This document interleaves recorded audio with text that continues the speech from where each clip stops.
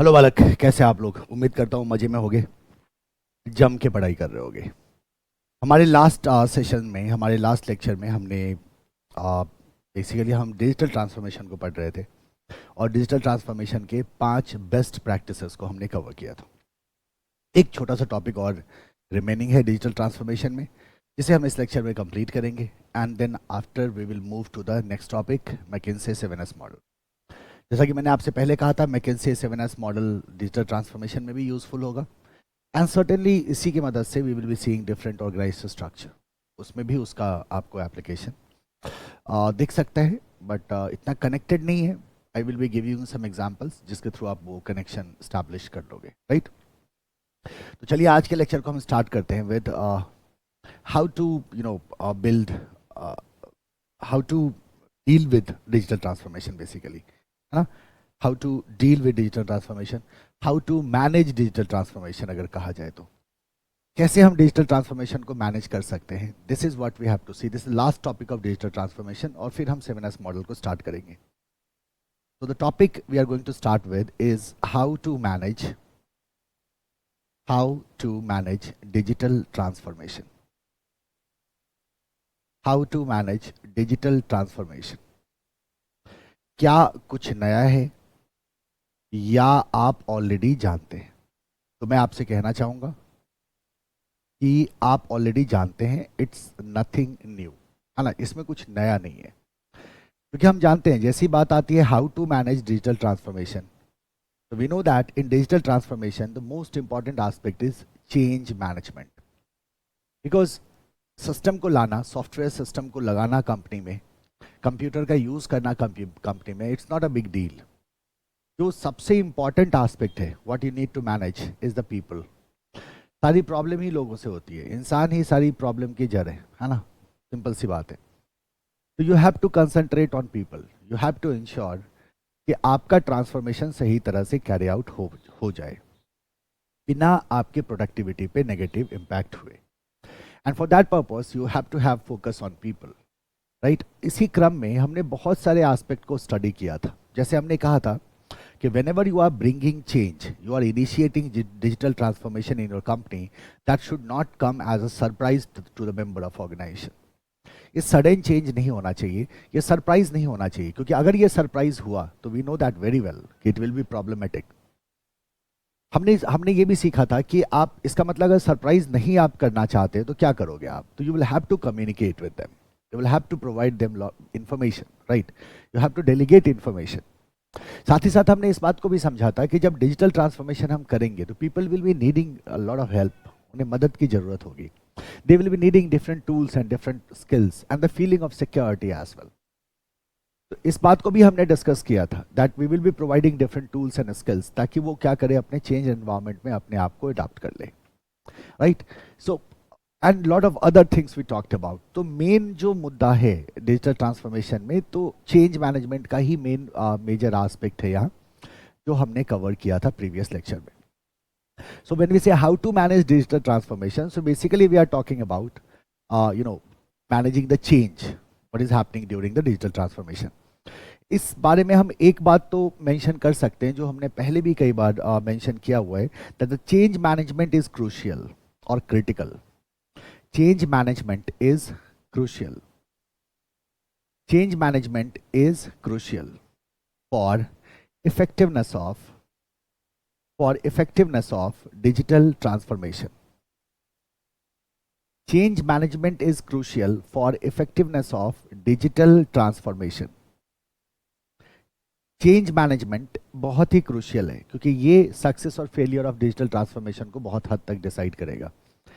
तो this is very important. तो अब सवाल ये आता है, जब when we say how to manage digital transformation, इसका मतलब है कि during digital transformation how we are going to use the change management, है ना? हम किस तरह से चेंज को नेविगेट कर सकते हैं, हम किस तरह से चेंज को मैनेज कर सकते हैं during the digital transformation. This is what we have to talk about here. तो we say that for that purpose you have to focus on some aspects, या आप पॉइंटर्स कह सकते हैं, पॉइंट कह सकते हैं, सम एस्पेक्ट्स और pointers to navigate to navigate change during digital transformation. अब कुछ पॉइंटर्स हैं जिसको आपको ध्यान रखना है for change management during digital transformation. अच्छा, अभी जो मैं आपको पॉइंटर्स बताने जा रहा हूं ये स्पेसिफिक क्वेश्चन हुआ, ये हमसे पूछा जाएगा। क्या पूछा जा सकता है? How to manage change during digital transformation पूछा जा सकता है, और पूछा जा सकता है क्या क्या एस्पेक्ट है, क्या क्या पॉइंटर्स हैं जिन पे हमें ध्यान रखना चाहिए during the digital transformation regarding change. तो अब इसमें कुछ भी ऐसा नहीं है जो आपने पहले नहीं सीखा हो। आप याद करो, you talk about the AIIMS and objectives of digital transformation, और ये किसी भी प्रोसेस में होता है। whenever you decide any process, whenever you think of any process, the first step you do is that you decide the objective of that process. Objective की clarity, एक unanimity of direction की आप बात कर लेते हैं, यूनानिमिटी ऑफ पर्पस की आप बात कर लेते हैं, that can be established. Every member of organisation should be on same page, और ये तब तक नहीं हो सकता जब तक ऑब्जेक्टिव क्लियरली डिफाइंड ना हो और साथ ही साथ प्रॉपरली कम्युनिकेटेड ना हो। तो जो पहला एस्पेक्ट है how to manage change during digital transformation, जो सबसे पहला एस्पेक्ट है वो है clear definition of objective and goals of digital transformation. What exactly we are trying to achieve through digital transformation. तो ये हमारा सबसे पहला रिक्वायरमेंट होगा, सबसे पहला एस्पेक्ट होगा। Specify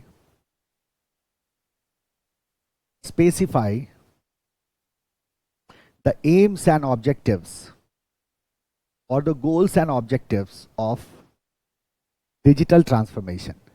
Means what you are trying to accomplish by doing this, what you are trying to achieve by doing digital transformation, by doing this, right? So objective is the most important thing, है ना, यही direction दे देते हैं। Now second most important aspect is the communication. याद करो, हमने पहले भी इसके बारे में पढ़ा था, कम्युनिकेशन इज वाइटल। आपने कर्ट लेविन चेंज प्रोसेस पढ़ा था। कर्ट लेविन चेंज प्रोसेस में आपने कहा था कि भाई अनफ्रीजिंग में we delegate information, right, we communicate with the members of organisation. मैंने पूछा आप ऐसा क्यों करते हैं, तो आपने कहा ये करना जरूरी है क्योंकि अगर चेंज एज अ सरप्राइज आया तो उस कंडीशन में रेसिस्टेंस बहुत ज़्यादा होगा। हालांकि आप चेंज कितना भी नेसेसरी क्यों ना हो, चेंज कितना भी डिजायर्ड क्यों ना हो, रेसिस्टेंस आएगा, रेसिस्टेंस तो आएगा ही आएगा, बट हाँ हमें उसको मिनिमाइज तो करना होगा, राइट। अगर डिजिटल ट्रांसफॉर्मेशन के सक्सेस को आप इंश्योर करना चाहते हैं, you have to communicate always. तो आप क्या कहते हैं? Always always always communicate. आप बोलोगे 3 बार ऑलवेज क्यों लिखा है? This is just highlighting the importance of communication, है ना। तो क्या करना है? कम्युनिकेट करना है। So always communicate. So communication से रेसिस्टेंस तो खत्म नहीं हुआ, but we say that be ready for resistance always. Resistance will come and you have to manage that resistance. Resistance को manage करते वक्त, you know, when the culture is not strategy supportive, then we also fire some employees. ये भी possible है। तो resistance को we will be applying various strategies and techniques to minimize the resistance, है ना। and ये मान के चलना है कि resistance तो आएगा ही आएगा। So be ready for resistance. Be ready for resistance. Resistance के लिए क्या रहना है? आपको ready रहना है ना। रेसिस्टेंस का मूल कारण क्या होता है? तो आप कहते हो सर क्योंकि जो एम्प्लॉयज हैं वो करंट स्टेट से, करंट कोड ऑफ कंडक्ट से, करंट वर्किंग कंडीशन से बहुत कंफर्टेबल होंगे, और जब हम उसे चेंज करने को कहेंगे उस कंडीशन में रेसिस्टेंस नॉर्मली आएगा। तो we have to be ready for dealing with resistance, right. Number 4, फिर याद करो हमने कहा था चेंज को इंप्लीमेंट करना। Now it's very critical to understand.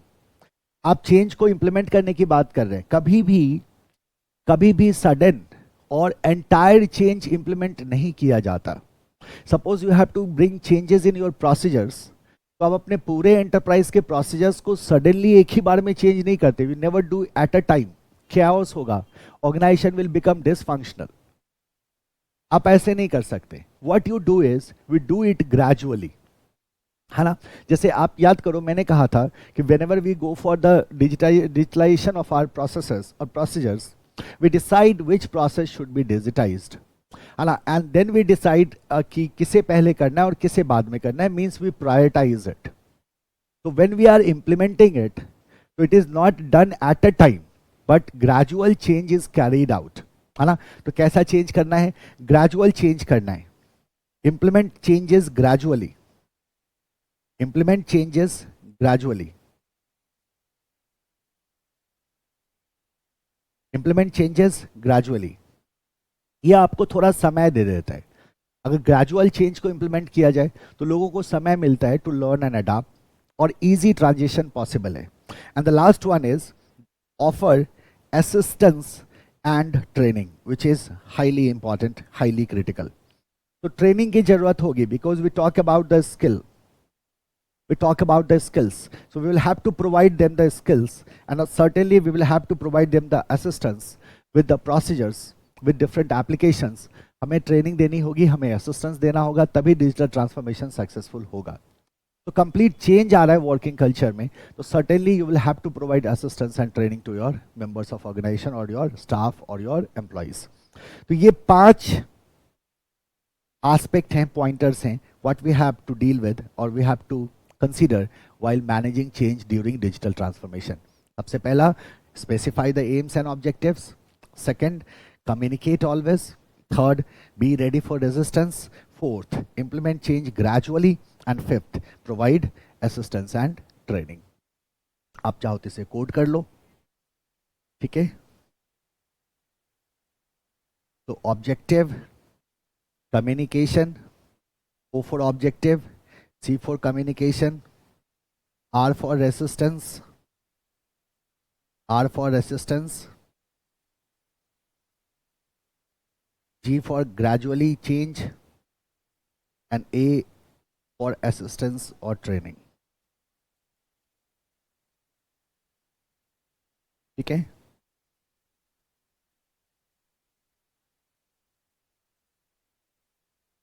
क्रोग या कुछ इस तरह से आप इसको बनाओ वर्ड, और इसको ध्यान में रख लीजिएगा. Now certainly it is important. इस तरह से देखो, we have some aspect of और some pointers of navigating change during digital transformation. बहुत ही सिंपल है, कुछ नया नहीं है ना? ज़्यादातर चीज़ें हम ऑलरेडी पहले हमने पढ़ा हुआ है.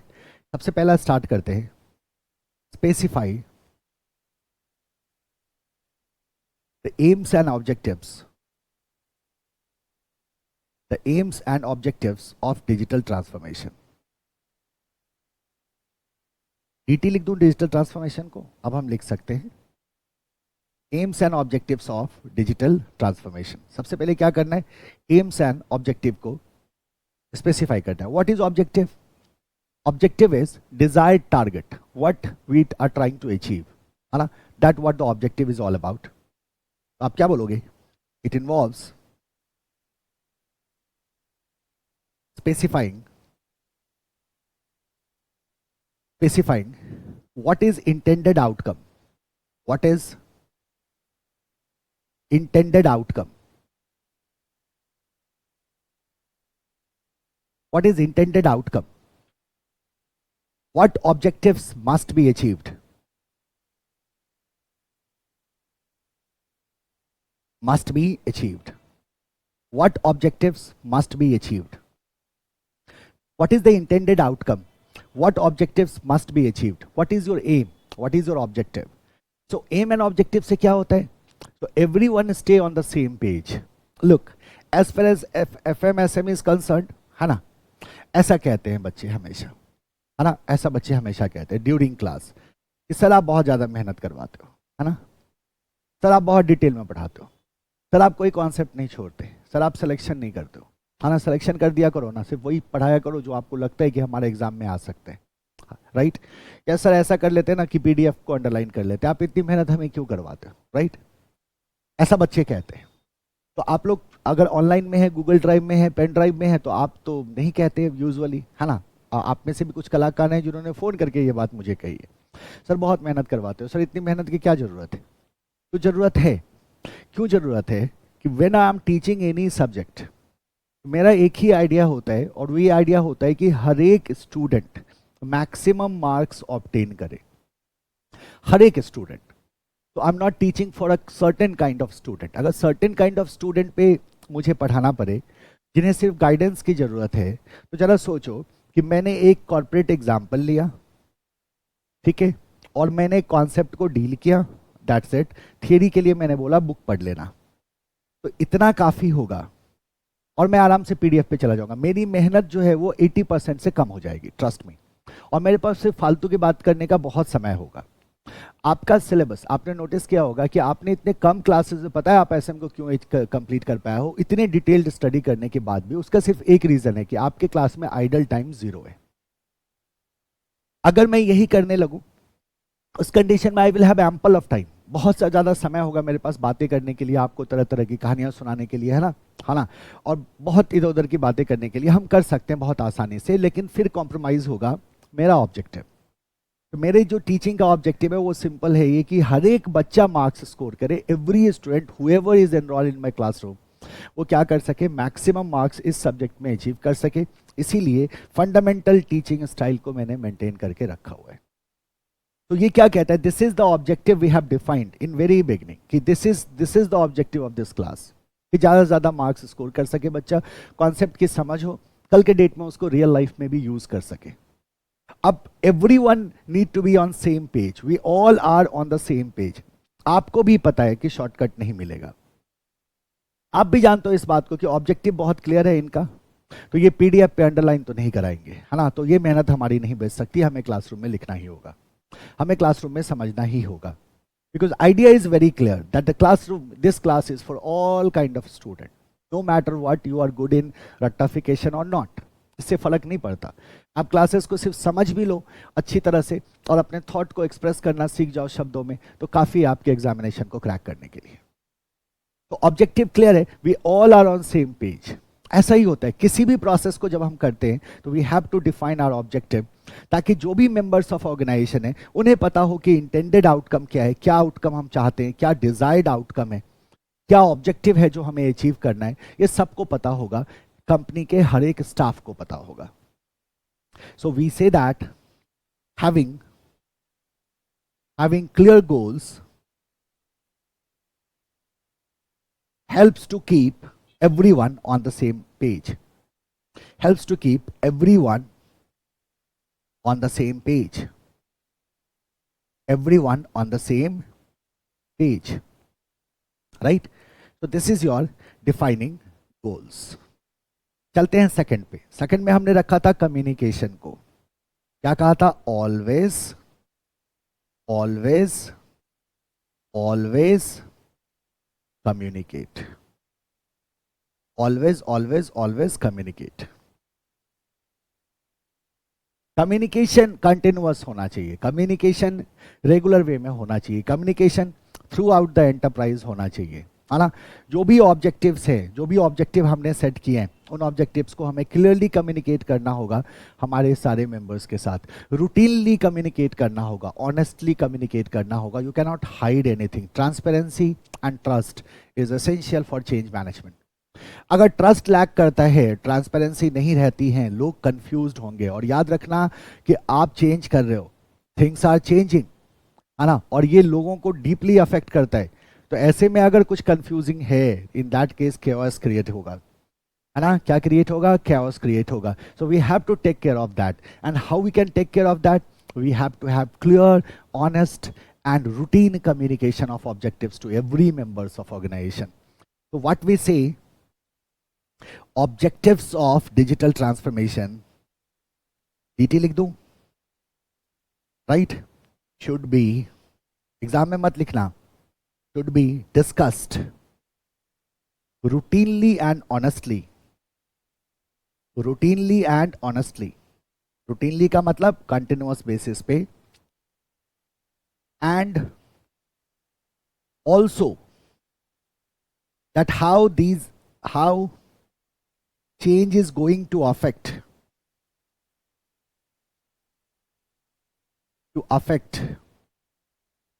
various stakeholders. This is also very important. Various stakeholders, कौन कौन आ जाएगा इसमें? तो हमने कहा सर इसमें एम्प्लॉयज़ भी आएंगे, तो इंक्लूडिंग एम्प्लॉयज़, जो हमारे क्लाइंट्स हैं वो भी आएंगे, और जो हमारे अदर बिजनेस पार्टनर्स हैं उनको भी हमें कम्युनिकेट करना है। So we have to communicate every aspect. We have to communicate the objectives, the intended objectives we are trying to achieve. We have to communicate that how these changes are going to affect you. ये communication जरूरी है. फिर से मैं कह रहा हूं क्यों जरूरी है, तो हमने कहा sir transparency is important here, trust is important here. एक तो चेंज हो रहा है, ऊपर से जानकारी नहीं मिल रही है, तो फिर वो कंफ्यूजन क्रिएट करेगा और डिजास्टर्स होगा. प्लस एक और इंपॉर्टेंट एस्पेक्ट हम यहां मेंशन कर सकते हैं. हमने क्या सीखा था कि चेंज सडन नहीं होना चाहिए, चेंज एज अ सरप्राइज नहीं होना चाहिए. और अगर चेंज सडन नहीं होना चाहिए, सरप्राइज नहीं होना चाहिए, इसका मतलब प्रॉपरली कम्युनिकेटेड है. कम्युनिकेशन होगा तभी वो सरप्राइज नहीं होगा. बिना बताए लाओगे तो सरप्राइज होगा. तो change should not be sudden. If it is so it may be disastrous. We know that ये डिसरप्शन कॉज करता है और हमारी जो परफॉर्मेंस है that will decline drastically and we will become ineffective organisation. Right, फायदा होने के बजाय हमें नुकसान हो जाएगा. तो we say that change must not be sudden, as it may cause disruption. If so, अगर ऐसा हुआ तो ये क्या करेगा, डिसरप्शन कॉज करेगा. It may be disastrous for the organisation. तो ये हो गया मेरा second pointer, second aspect what we have to keep in mind while dealing with change during digital transformation. Third is be ready for resistance. Resistance जो है ये obvious है. Be ready for resistance. Resistance जो है ये obvious है. This is very obvious. This will happen because you are changing and people are highly comfortable with the current working condition and you are saying the working condition will change. जब working condition change होगा. अब मैं आपको एक छोटा सा example बताऊं resistance का. 2014 में एक गवर्नमेंट आई, है ना, Narendra Modi was the prime minister, became the prime minister and he said कि भाई now working hour will stretch.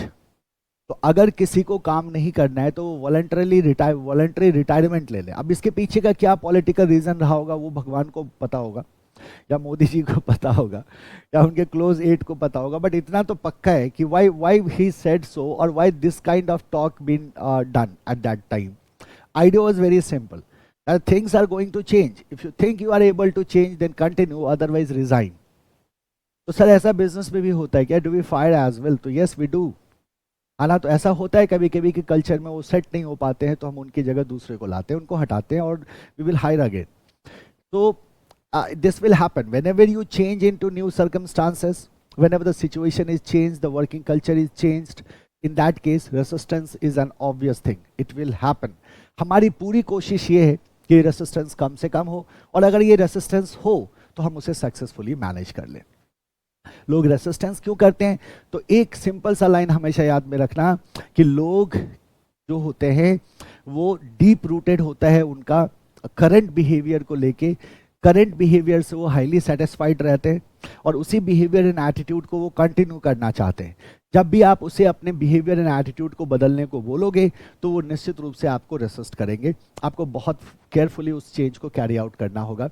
Kurt Lewin में हमने पढ़ा था, इसी वजह से हमने पहले अनफ्रीज किया, फिर चेंज किया और फिर जाकर रीफ्रीजिंग आया. और चेंज में भी हमारे पास 3 तरीके थे. हम कंप्लाइंस को यूज़ कर रहे थे, आइडेंटिफिकेशन को यूज़ कर रहे थे और इंटरनलाइजेशन को यूज़ कर रहे थे.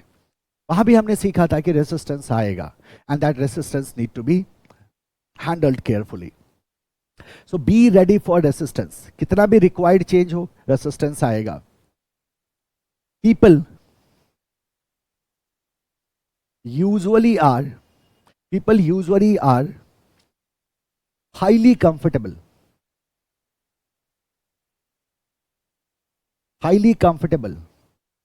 and feels satisfied with current culture,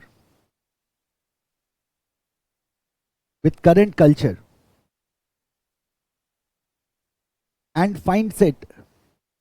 find it very difficult to embrace change. Very difficult to embrace change. Change को एम्ब्रेस करना उनके लिए क्या होता है, they feel it very difficult, है ना. Resistance is an obvious phenomena. Resistance is an obvious phenomena and should be addressed. Resistance आएगा, इसको आपको एड्रेस करना होगा. Number 4, implement change gradually. Sudden मत लाओ. Implement changes gradually. क्या करना है? ग्रेजुअली इंप्लीमेंट करना है चेंजेस को, एक बार में नहीं, ग्रेजुअली, ताकि लोगों को समय मिले, है ना, बदलने का समय मिले.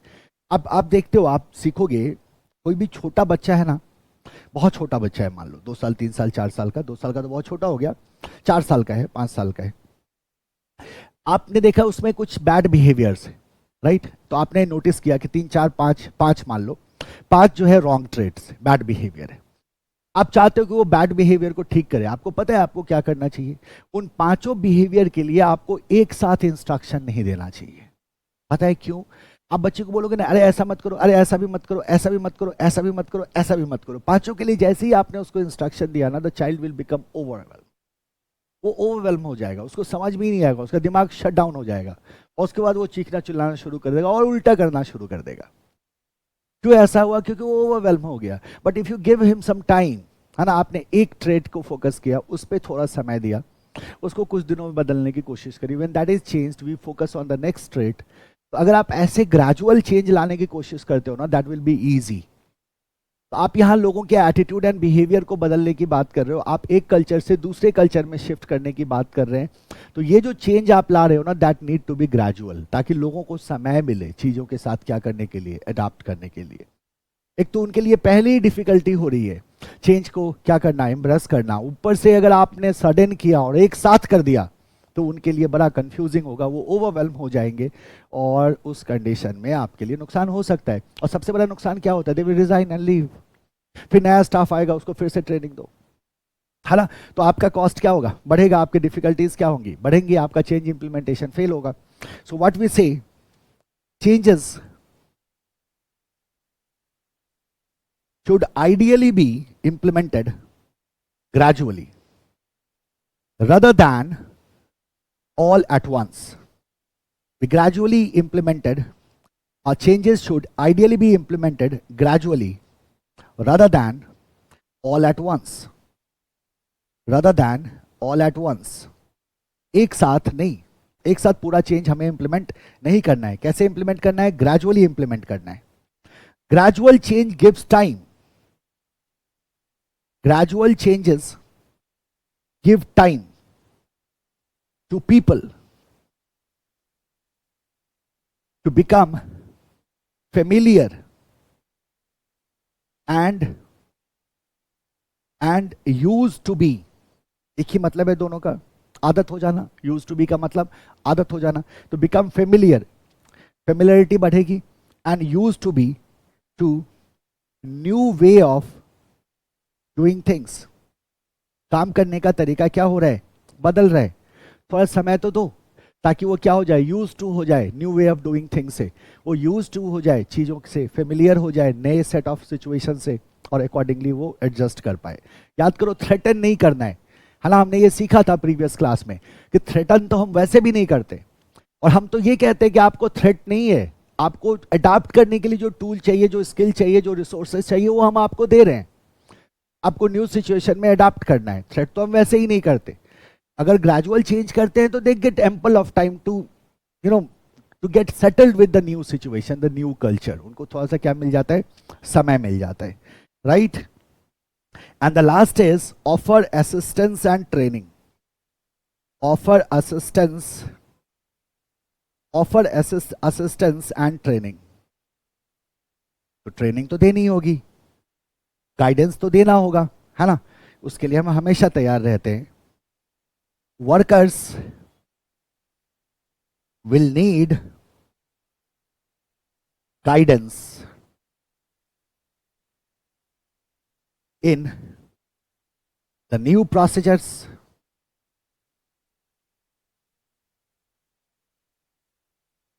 systems,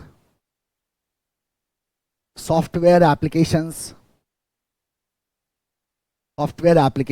etc. And should be provided. And ऐसे लिखो, and same should be provided, है ना। तो हम क्या प्रोवाइड करेंगे, हम गाइडेंस एंड ट्रेनिंग प्रोवाइड करेंगे, हम असिस्टेंस प्रोवाइड करेंगे ताकि वो सही तरह से अपने काम को कर सके, क्योंकि उनको असिस्टेंस की जरूरत है। नया सॉफ्टवेयर लगाया, ईआरपी सिस्टम, एसएपी लग गया, एसएपी की ट्रेनिंग दोगे ना आप उसे। अगर आप अपने एम्प्लॉय को एसएपी की ट्रेनिंग नहीं दोगे तो how they are going to use that system. Transformation वैसे ही फेल हो गया। हमेशा याद रखना, software itself is not going to do miracle. Of course there are people who will be using that software, those people need to be trained equally. अगर वो people trained नहीं है, in that case they won't be able to utilise your system with full capacity. Ultimately आपका जो objective था वो आप achieve नहीं कर पाओगे। तो certainly you will have to provide assistance, you will have to provide guidance and that need to be ensured.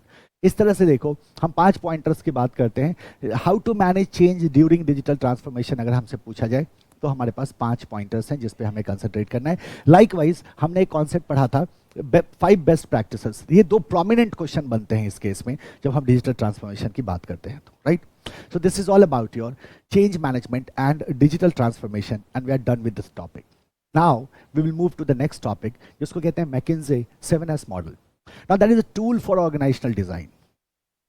अब आपको एक सिनर्जी मैं आपको समझाने वाला हूं। आपको मैं एक बहुत ही इंपॉर्टेंट टॉपिक, इनफैक्ट मुझे याद है when I was in MBA, तो ये मॉडल बहुत ही इंपॉर्टेंट हुआ करता था हमारे टाइम में जब मैं एमबीए कर रहा था। और जाहिर सी बात है आज के डेट में भी उसका रेलेवेंस उतना ही है, और जब ये मॉडल प्रपोज हुआ था तब भी इसका रेलेवेंस इतना ही है। इसको बहुत हाईलाइट करके हमारे क्लासरूम में बताया गया था, हम लोगों को सिखाया गया था, और इसके कई सारे प्रैक्टिकल एग्जाम्पल्स दिखाए गए थे। 7S model is a critical model as far as organisational design is concern.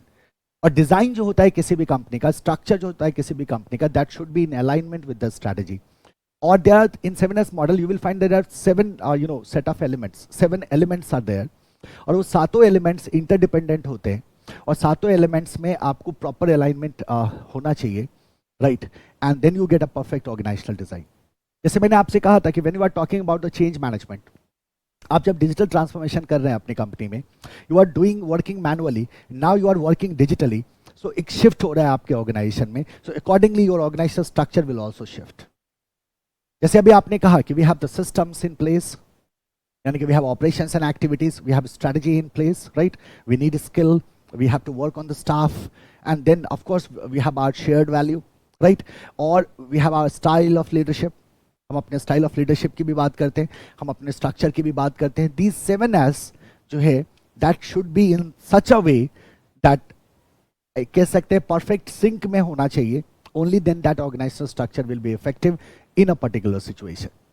तो ऑर्गेनाइजेशनल डिजाइन के लिए हमारे पास एक मॉडल है जिसको हम मैकिन्से 7S मॉडल कहते हैं। तो now first of all we will see McKinsey 7S model, then after we will see the organisational structure. आगे बढ़ते हैं और देखते हैं मैकिन्से 7S मॉडल।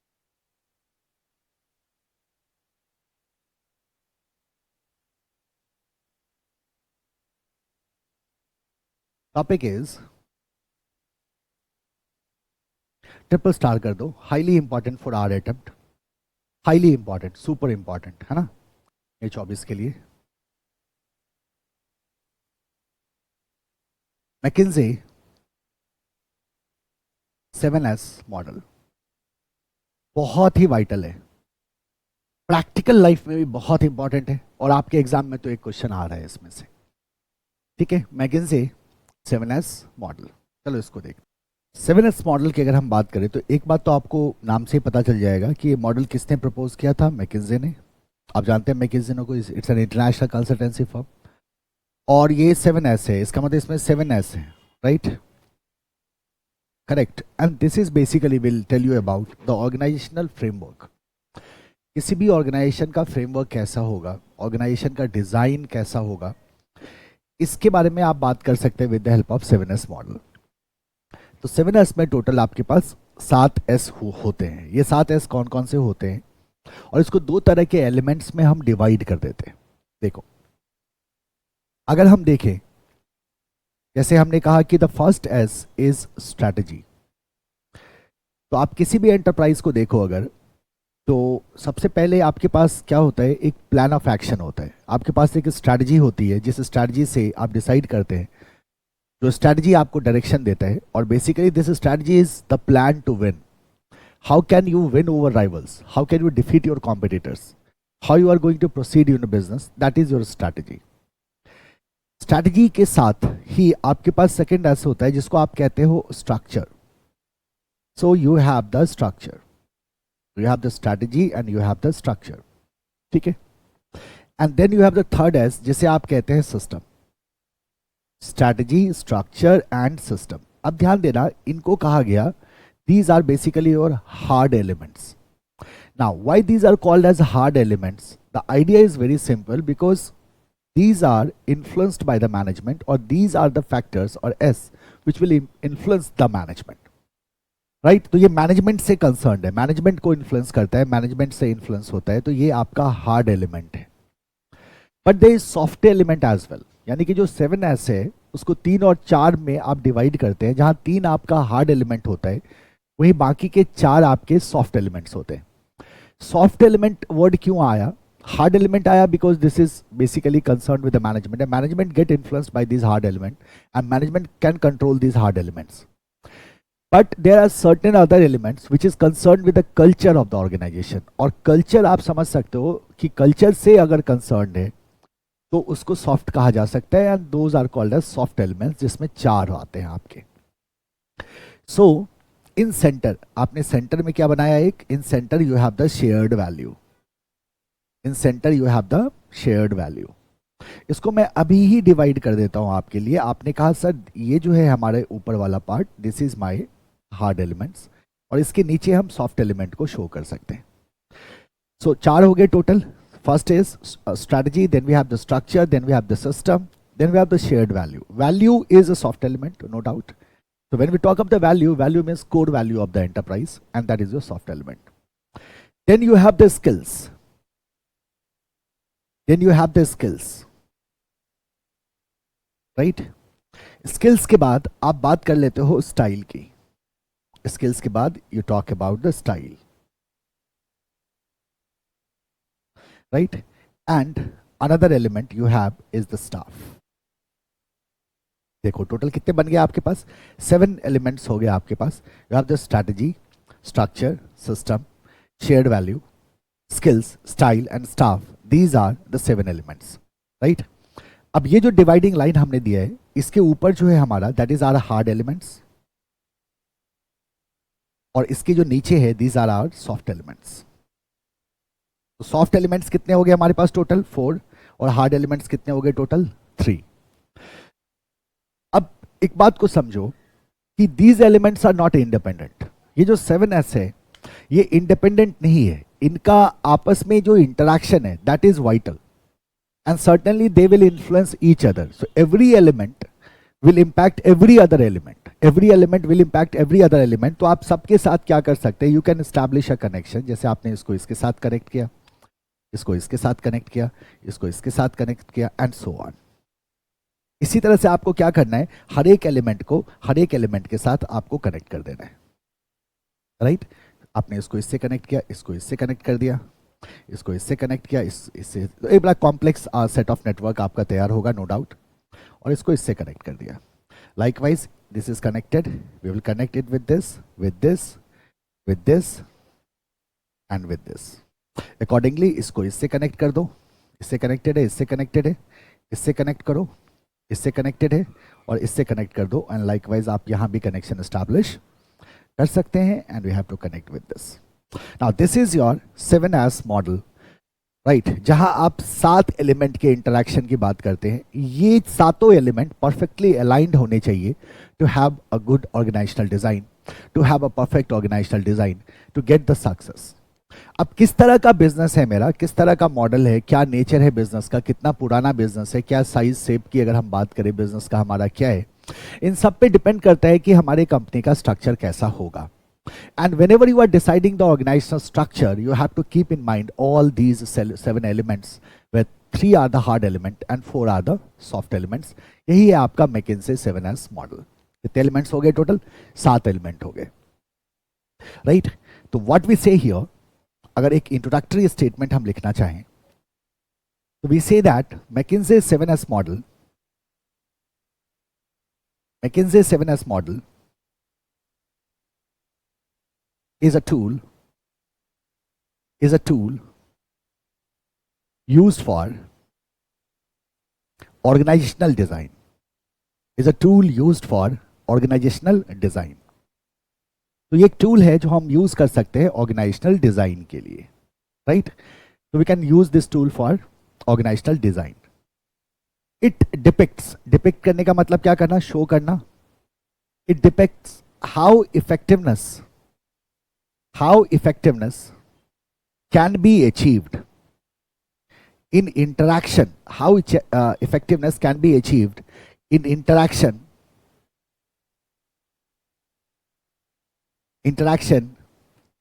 of या between interaction of hard elements and soft elements, hard elements and soft elements. दोनों मिला के कितने एस बनते हैं हमारे पास, 7 एलिमेंट्स बनते हैं. तो इनके बीच का जो इंटरेक्शन है वो कैसे इफेक्टिव हो सकता है, that what we have to decide with the help of this model, और that what being depicted by this model. 7S के आपस के इंटरेक्शन की बात करें, मैंने आपको पहले ही कहा था कि ऐसा नहीं है कि एक एस का असर दूसरे पे नहीं होता, हमने सबका इम्पैक्ट सब पे दिखाया. और ये सातों के सातों जो हमारे एलिमेंट्स है ये प्रॉपरली क्या होना चाहिए, सिंक में होना चाहिए, प्रॉपरली अलाइंड होना चाहिए. Only then we will get a perfect structure of the organization. ठीक है, सो आप क्या बोलोगे और क्या कह सकते हैं इसके बारे में. It focuses on how all 7 S's are interrelated. ये किस तरह से आपस में इंटर रिलेटेड है, ये इस पे फोकस करता है. It focuses on how 7 S's are interrelated, है ना. So we have the hard element 3 and the soft element 4, and how these hard elements and soft elements are interrelated. That is the focus here in this case of McKinsey 7S model. अब how we can see this? जब हमने कहा it focuses on how all 7S are interrelated. So let's take an example. ठीक है, पहले example देख लो फिर theory देखेंगे, ज़्यादा आसान हो जाएगा आपके लिए, इजीली आप डील कर पाओगे. Let's talk about the McD. Now we know that McD is a burger company. It's a kind of a fast food restaurant. ये क्या है, एक fast food chain of restaurant है, fast food restaurant chain, and they have presence worldwide, है ना. तो worldwide presence इसका है, worldwide presence है, multiple countries में they are operating. ठीक है, multiple countries में they are operating, through their outlets. तो अगर मैं मैकडी के स्ट्रक्चर को देखूं, मैकडी को मैं एनालाइज करूं, इसको एनालाइज करूं with the help of 7S model, हमने क्या करना, मैकडी में लगाना है मैकिन्से 7S मॉडल को. Let's talk about this. McKinsey में लगाते हैं, अगर हम मैकिन्से 7S मॉडल अगर हम लगाते हैं किसमें, मैकडी में, तो इसको हम किस तरह से समझ सकते हैं. मैकडी के बारे में हम पहले भी कुछ एग्जाम्पल्स में हमने लिया था, तो आपके लिए समझना निहायत ही आसान हो जाएगा मैकडी के केस में. ठीक है, चलो ध्यान दो, इस पे गौर करो. आप क्या कह रहे हो कि अगर मैं मैकडी की बात करूं, राइट, तो जो पहला हार्ड एलिमेंट है, the first hard element is the strategy. तो let's talk about the strategy of McD. Now what is the strategy of McD, McD किस स्ट्रैटेजी पे काम कर रहा है, बता सकते हो आप. कई बार एग्जाम्पल में आप सुन चुके हैं, तो आप कहोगे हाँ सर बिल्कुल बता सकते हैं.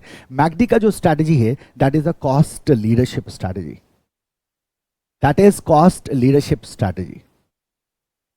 सो अब मुझे एक बात बताओ, अगर मैकडी का स्ट्रैटेजी कॉस्ट लीडरशिप स्ट्रैटेजी है, तो इसका मतलब मैकडी क्या कोशिश कर रहा है, मैकडी कोशिश कर रहा है कि वो लो कॉस्ट प्रोड्यूसर है इंडस्ट्री में, और इसी कॉस्ट लीडरशिप के through McD is creating competitive advantage.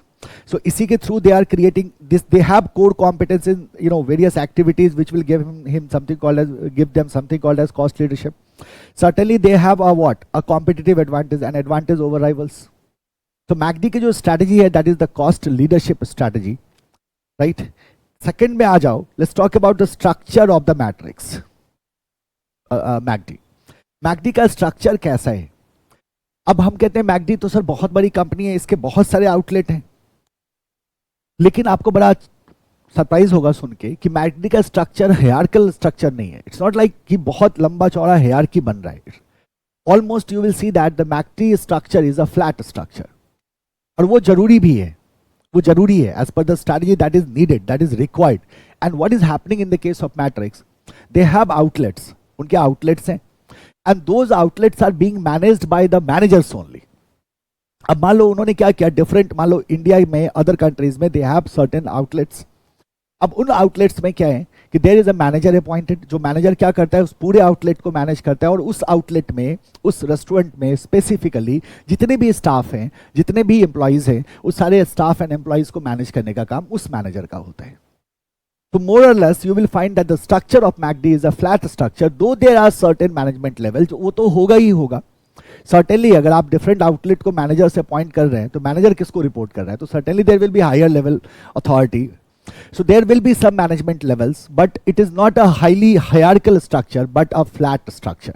इस तरह का स्ट्रक्चर दिखेगा आपको, एक फ्लैट स्ट्रक्चर दिखता है आपको इन the case of McD, a flat structure, जहां क्या होता है कि हर एक आउटलेट का, outlet managed by managers, outlet managed by managers, right. few management levels you will see, correct. तो एक पर्टिकुलर आउटलेट में जितने भी एम्प्लॉइज हैं, जितने भी स्टाफ है, उसका मैनेजर उसे क्या कर रहा होता है, मैनेज कर रहा होता है. तो this is the structure, right. Now third, अब बात कर लो सिस्टम की. मैकडी की क्या खासियत है, आपने कहा मैकडी को कॉस्ट लीडरशिप अचीव करना है. अगर मैकडी को कॉस्ट लीडरशिप अचीव करना है तो क्या उसका प्रोसीजर, क्या उसका जो उसकी एक्टिविटीज हैं वो अकॉर्डिंगली होंगी या नहीं. जरा सोचो, अगर मैकडी का सप्लाई चेन अच्छा ना हो, एंड अगर मैकडी जैसे रॉ मटेरियल को प्रोक्योर करना और फिर हर एक आउटलेट पे मटेरियल को पहुंचाना, अगर इसमें डिले हो या इसमें ज़्यादा कॉस्ट आए, तो क्या ऐसे सिचुएशन में मैकडी कभी भी कॉस्ट लीडरशिप को अचीव कर पाएगा? आप बोलोगे नहीं. अगर टर्न अराउंड टाइम बहुत ज़्यादा हो जाए, मतलब काउंटर पे लोग पहुंच रहे हैं और ऑर्डर प्लेस किया, ऑर्डर प्लेस करने के बाद जब उनको मिलता है बर्गर, अगर ये टाइम बहुत ज़्यादा हो जाए तो क्या वो कॉस्ट लीडरशिप को अचीव कर पाएगा? नहीं. अगर जो बर्गर बनाने का जो उनका प्रोसेस है, अगर ये प्रोसीजर बहुत लेंदी हो, बहुत टाइम टेकिंग हो जाए और उसमें बहुत ज़्यादा कॉस्ट आने लगे, तो क्या वो कभी अपनी स्ट्रैटेजी को अचीव कर पाएंगे? आप बोलोगे नहीं. स्ट्रैटेजी है cost leadership that will prevail in entire organization and all elements will be accordingly. वो सारे एलिमेंट पे इंपैक्ट करेगा. तो स्ट्रैटेजी का इंपैक्ट स्ट्रक्चर पे है, तो स्ट्रक्चर का भी इंपैक्ट स्ट्रैटेजी पे है. यही हम कहना चाह रहे थे शुरू में ही. स्ट्रैटेजी का इंपैक्ट सिस्टम पे है, तो सिस्टम का भी इंपैक्ट स्ट्रैटेजी पे हमें दिखाई देगा. जब हम सिस्टम की बात करते हैं तो सिस्टम में हम बात करते हैं प्रोसीजर्स की, सिस्टम्स में हम बात करते हैं एक्टिविटीज की. जो डिफरेंट प्रोसीजर्स हैं, जो डिफरेंट एक्टिविटीज हैं, जो डिफरेंट ऑपरेशंस हैं, आप उसकी बात कर लेते हैं. तो आपने कहा जो ऑपरेशंस है मैकडी के, जो सप्लाई चेन मैनेजमेंट है मैकडी का, जो ऑपरेशंस हैं, जो सप्लाई चेन मैनेजमेंट है मैकडी का, या फिर आपने बात कर लिया जो मार्केटिंग है मैकडी का, all these things will be considered as what, system. तो तीसरा एस्पेक्ट हो गया हमारा सिस्टम. तो these are are hard elements. ये कैसे एलिमेंट्स है हमारे पास? ये hard elements. And all these hard elements will have interaction with the soft elements as well. Now, when we talk of the soft elements, तो हमने कहा soft elements is concerned with culture. Soft element किससे concerned है? Culture से concerned है. तो number 4 is the shared value. जब आप shared value की बात करते हैं, जब आप value की बात करते हैं, तो आप enterprise के core value की बात करते हैं. Enterprise के core value की बात करते हैं. आप याद करो previous lectures में आपने example लिया था टाटा का, और टाटा के core value की आपने बात करी थी. Likewise, McD is also having their own core value. तो अगर मैं मैकडी के कोर वैल्यू की बात करूं तो what are the core value of McD? तो आप कहते हैं मैकडी का कोर वैल्यू है सबसे पहला क्या? सर्व करना, right. They talk about integrity, they talk about inclusion, community and family. तो this is their core value. And family, this is their core value. Serve, integrity, inclusion, community and family. तो आप जरा देखोगे, जैसे take an example of inclusion.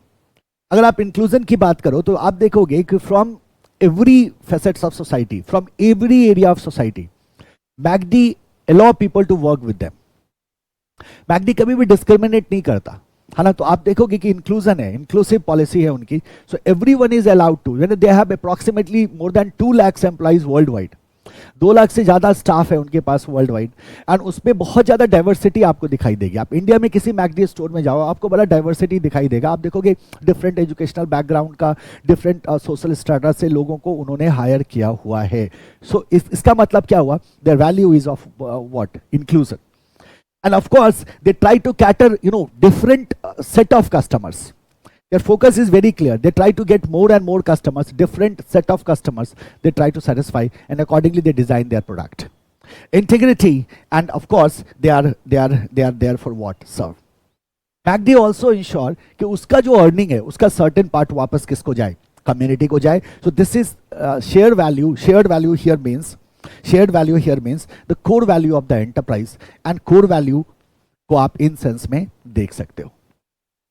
McD के case में आ जाओ, shared value के बाद लेट्स टॉक अबाउट स्टाफ। जैसा मैंने आपसे कहा कि over 2 lakh staffs they have around the world, over 2 lakh staff around the world, and they are taking proper care of their staff, है ना। over 2 lakh staff around the world, है ना। और अलग अलग, जैसा मैंने आपसे कहा था कि अलग अलग सोशल सेटअप से उन्होंने लोगों को हायर किया, तो बड़ा डाइवर्सिफाइड आपको स्टाफ दिखाई देगा। इन the case of what? Matrix, in the case of McD. Now staff is equally important because ultimately जो भी आपकी स्ट्रेटजी है उसका एग्जीक्यूशन का जिम्मा किस पे जाता है? स्टाफ पे जाता है ना। तो human resource is vital always, तो this is your staff. Number 6, staff के बाद आप करते हैं स्किल्स की बात। पहले स्टाइल ले लो, स्टाफ के बाद किसको ले लो? स्टाइल को ले लो। Let's talk about the style first. आप स्टाइल की बात करते हैं, स्टाइल का मतलब क्या हुआ? तो आप कहते हैं स्टाइल का मतलब हो गया द मैनेजमेंट स्टाइल। स्टाइल का मतलब क्या हो गया? The management style, how they are managing their organisation.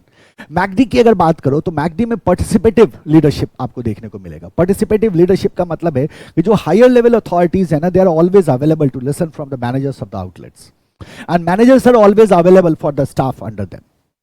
तो अगर आउटलेट में कोई काम कर रहा है, they have some feedback or they have to share some concern with the manager is always available, and when manager has to concern some share with the higher authority is also available.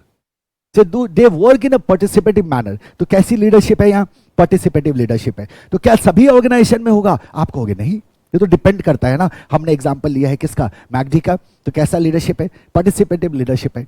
Quick decision making हो, कहीं भी delay ना हो, है ना।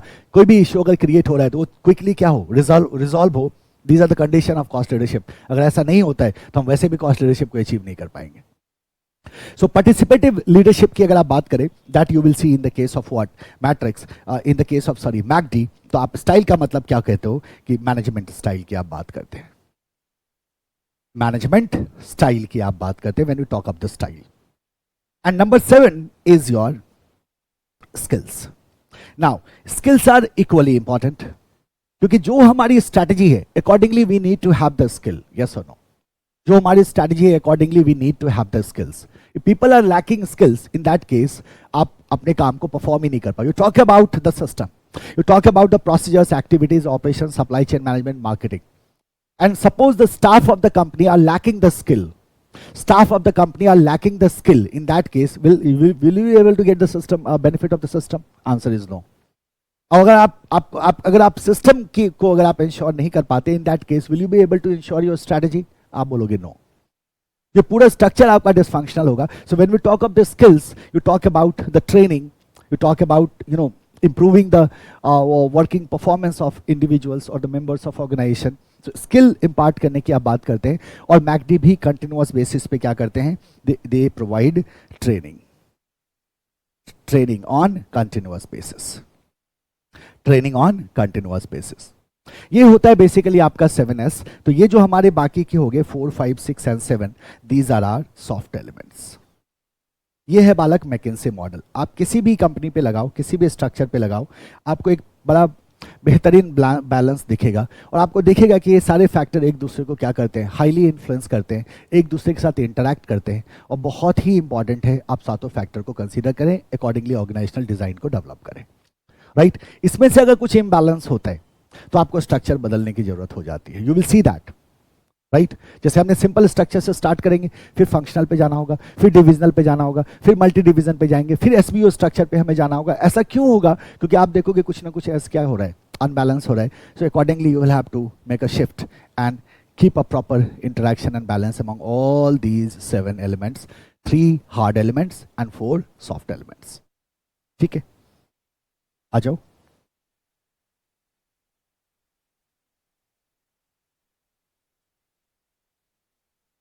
तो what we से here, सबसे पहले हम ले लेते हैं किसे, हार्ड एलिमेंट्स को।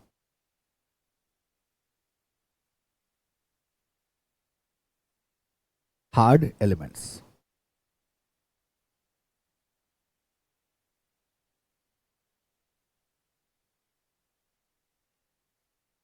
ठीक है, हार्ड एलिमेंट्स।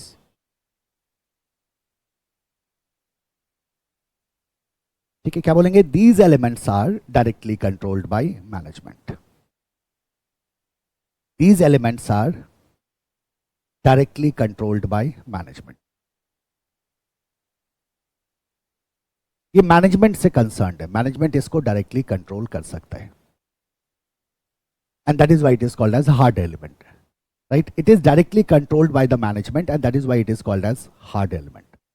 जब भी कुछ आपके डायरेक्टली कंट्रोल में हो सकता है तो आप उसको यहाँ हार्ड एलिमेंट की तरह देख सकते हैं। और हार्ड एलिमेंट में हमारे पास 3 एलिमेंट्स हैं। जो सबसे पहला है दैट इज स्ट्रैटेजी। स्ट्रैटेजी के बाद हमने ले लिया किसको, स्ट्रक्चर को, और स्ट्रक्चर के बाद हमने ले लिया किसको, सिस्टम को। Strategy, structure and system, these are hard elements. Total कितने हैं हमारे पास, 7 एलिमेंट्स हैं। तो सबसे पहला हो गया स्ट्रैटेजी। क्या कहा था हमने, व्हाट इज स्ट्रैटेजी? तो आप कहते हो sir this is a plan to win over competition. This gives us direction, this gives direction to entire organization. Strategy is a plan of action which will give direction to entire organization. So आप क्या कहते हो इसको, simply it gives direction to the organization. ये company का direction है, ये company को क्या दे रहा होता है, डायरेक्शन दे रहा होता है कि किधर जाना है। तो strategy is basically it is plan to win, it is planned to win, how you are going to win over the competition, that your plan of action is a strategy. आपने कहा in the case of MACD it was cost leadership, in the case of Surf Excel it was differentiation, in the case of Apple it was differentiation, in the case of BMW it is differentiation, in the case of Nirma it is cost leadership. Right, so the plan to win, it is a plan to win, it is a plan to win, that is your strategy. Strategy is a blueprint. It is a blueprint. It is a blueprint to build core competence and competitive advantage. To build core competence and competitive advantage. So it is a blueprint to build core competence and competitive advantage. So this is your first element, जिसको हमने नाम दिया क्या, strategy. Second element में है हमारे पास क्या, structure. Now, what do you mean by structure? तो आप कहते हैं sir in our organization we have diverse set of resources.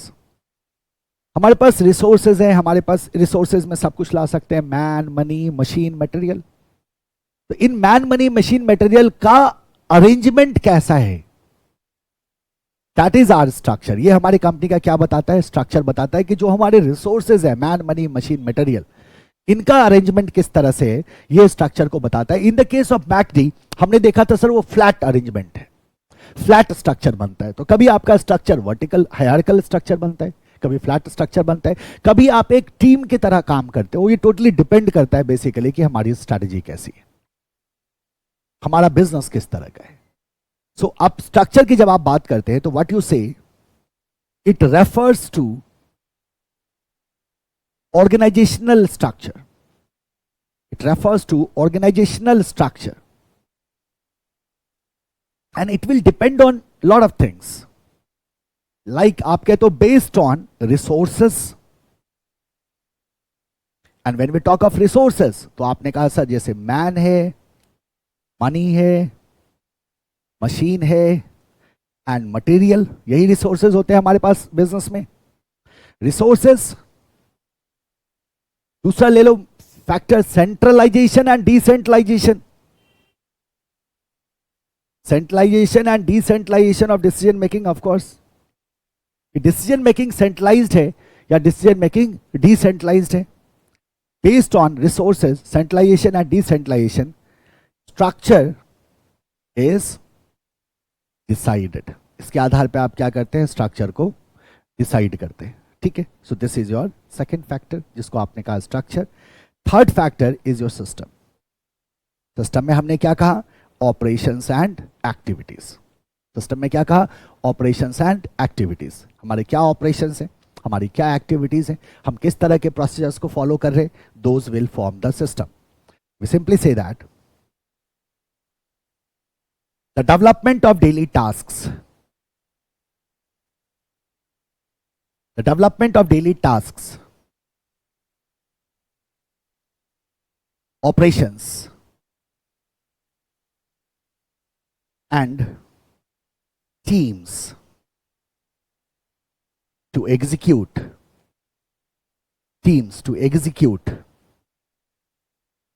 goals and objectives in most effective and efficient manner. Most effective and efficient manner, that is our system. So our operations, our procedure is basically our system. Done. तो ये हमारा हो गया hard element. पहले हम heading कर लेते हैं फिर से एक बार, उसके बाद फोर्थ पे चलेंगे. दूसरा क्या है हमारे पास? Soft elements. सॉफ्ट एलिमेंट में कितने एस आते हैं? 3 एस आते हैं, सॉरी 4 एस आते हैं. Soft elements are concern with our culture. So we can mention here soft elements are, soft elements जिसमें 4 एस आते हैं are concerned with culture. Soft elements are concerned with culture. ये किससे concern है? Culture से. क्या क्या आते हैं इसमें? तो 3 हो चुका है हमारा. चलते हैं फोर्थ पे. शेयर्ड वैल्यू, उसके बाद रख लो स्टाइल को, उसके बाद रख लो स्टाफ को, एंड 7th में रख लो स्किल्स को. Shared value, style, staff and skills. Shared value, style, staff and skills. Right? These are our soft elements. So number 4 is shared value. As I told you earlier, this refers to the core value of the enterprise. तो आप क्या कहते हैं? It is core value.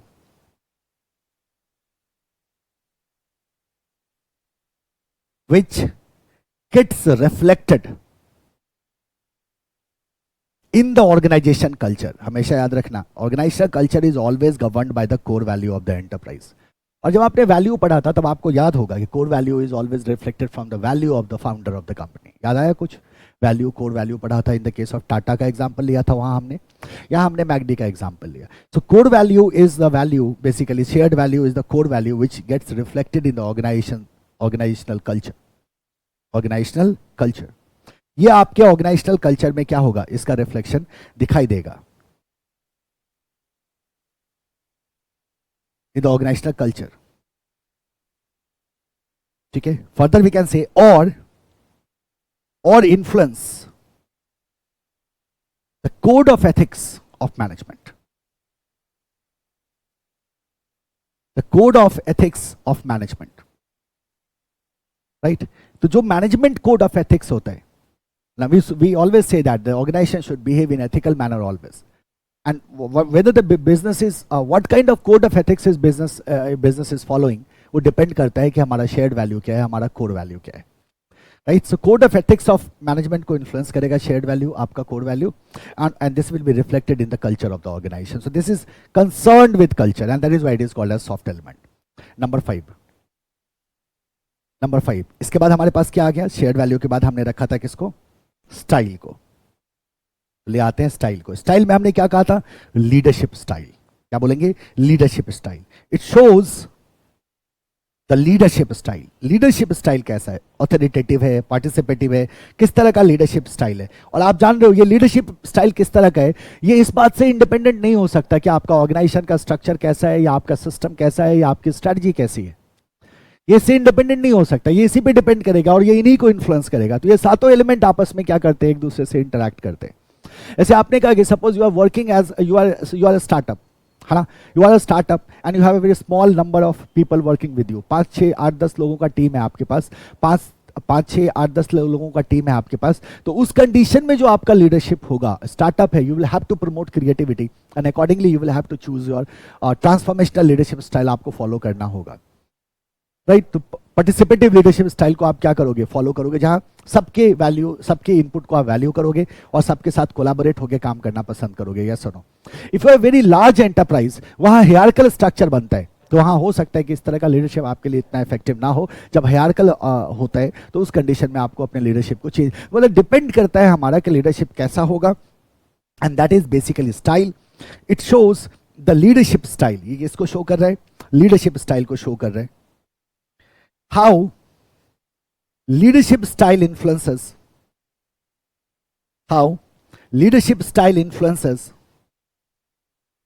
the strategic decisions of organization.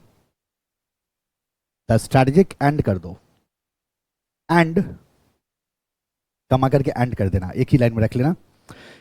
Influences the strategic decisions. How leadership style is influencing the strategic decisions of organization. या strategic decisions लिख दो, understood है। This is it, ये हो गया आपका क्या, style. Number 6, let's talk about the staff. Staff का मतलब हम किसकी बात कर रहे हैं, the human resource of the enterprise, है ना, the human resource of the enterprise. It shows human capital of organization. आप इसको ह्यूमन कैपिटल बोल दो, और talent pool of organization. Human capital of organization और talent pool of organization is your staff, and the last one is the skills. Simply say that it is key skills of employees.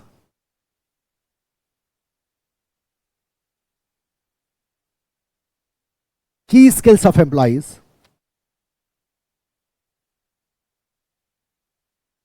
play crucial role in success of enterprise. Crucial role in success of enterprise. Skill matters. जैसा आपने देखा था ना McD के case में, आपने क्या कहा, रेगुलर ट्रेनिंग देते हैं वो, है ना, डेवलपमेंट प्रोग्राम्स रन करते हैं ताकि स्किल को बिल्ड किया जा सके, and that skill should match with your strategy, that should match with your system, that will match with your structure and so on. तो ये 7 एलिमेंट है, ये सातों एलिमेंट इंटरैक्ट करते हैं और सातों के सातों परफेक्टली अलाइंड होने चाहिए, only then you will get the success, है ना। इसमें हमारे पास 3 हार्ड एलिमेंट्स हैं और 4 क्या है हमारे पास, सॉफ्ट एलिमेंट्स हैं। This is what McKinsey 7S model is all about. But इस मॉडल के कुछ डिसएडवांटेजेस भी हैं। आप कहते हो क्या, देखो सर, आप बोलोगे क्या, देखो सर, बड़ी इंटरेस्टिंग बात है।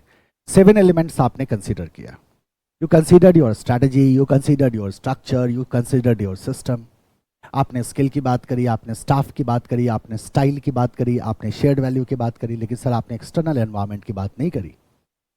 क्या एक्सटर्नल एनवायरनमेंट हमारे ऑर्गेनाइजेशनल डिजाइन को इन्फ्लुएंस नहीं करेगा? डेफिनेटली करेगा, हम जानते हैं इसको, और बहुत लार्ज स्केल पे करेगा, लेकिन हमने उसकी तो बात ही नहीं करी। अगर हमने उसकी बात नहीं करी तो ये तो गड़बड़ है। आपको क्या लग रहा है, प्राइमा फेसी अगर मैं आपसे पूछूं, आप क्या बोलोगे? प्राइमा फेसी हमारे को सर इसमें गड़बड़ दिख रहा है, और वो गड़बड़ ये है कि इन्होंने एक्सटर्नल एनवायरनमेंट को पूरी तरह से क्या कर दिया, इग्नोर कर दिया। तो likewise we have certain limitations in McKinsey model as well. McKinsey 7S के कुछ लिमिटेशंस हैं, उन लिमिटेशंस को हम डिस्कस करते हैं and our topic will be completed. Limitations of McKinsey 7S model. 7S model.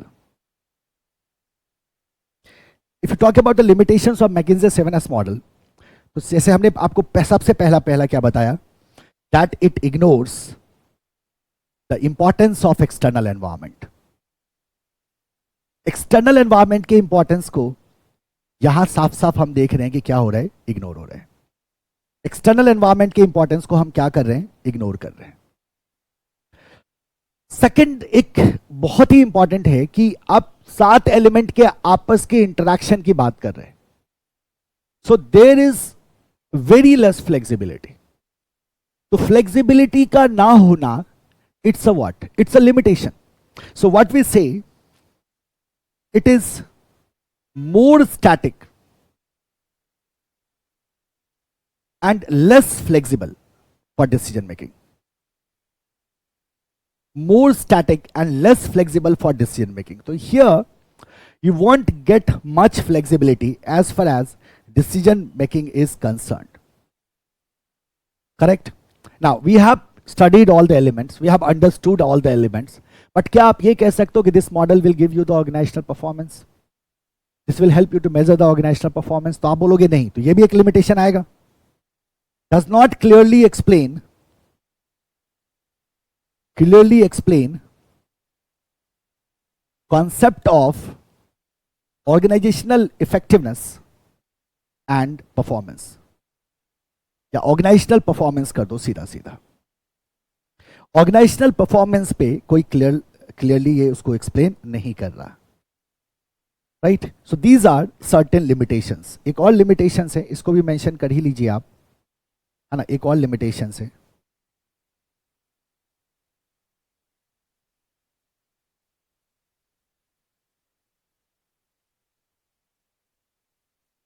तो it will B number 4। It will be number 4. It is criticized for missing out gap between conceptualization and execution of strategy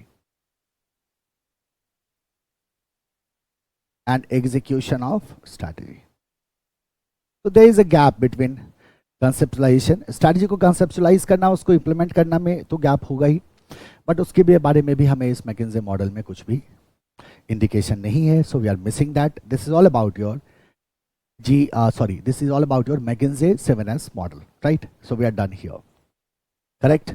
सो ये था आपका organisational design का एक tool, मैकिन्जे model.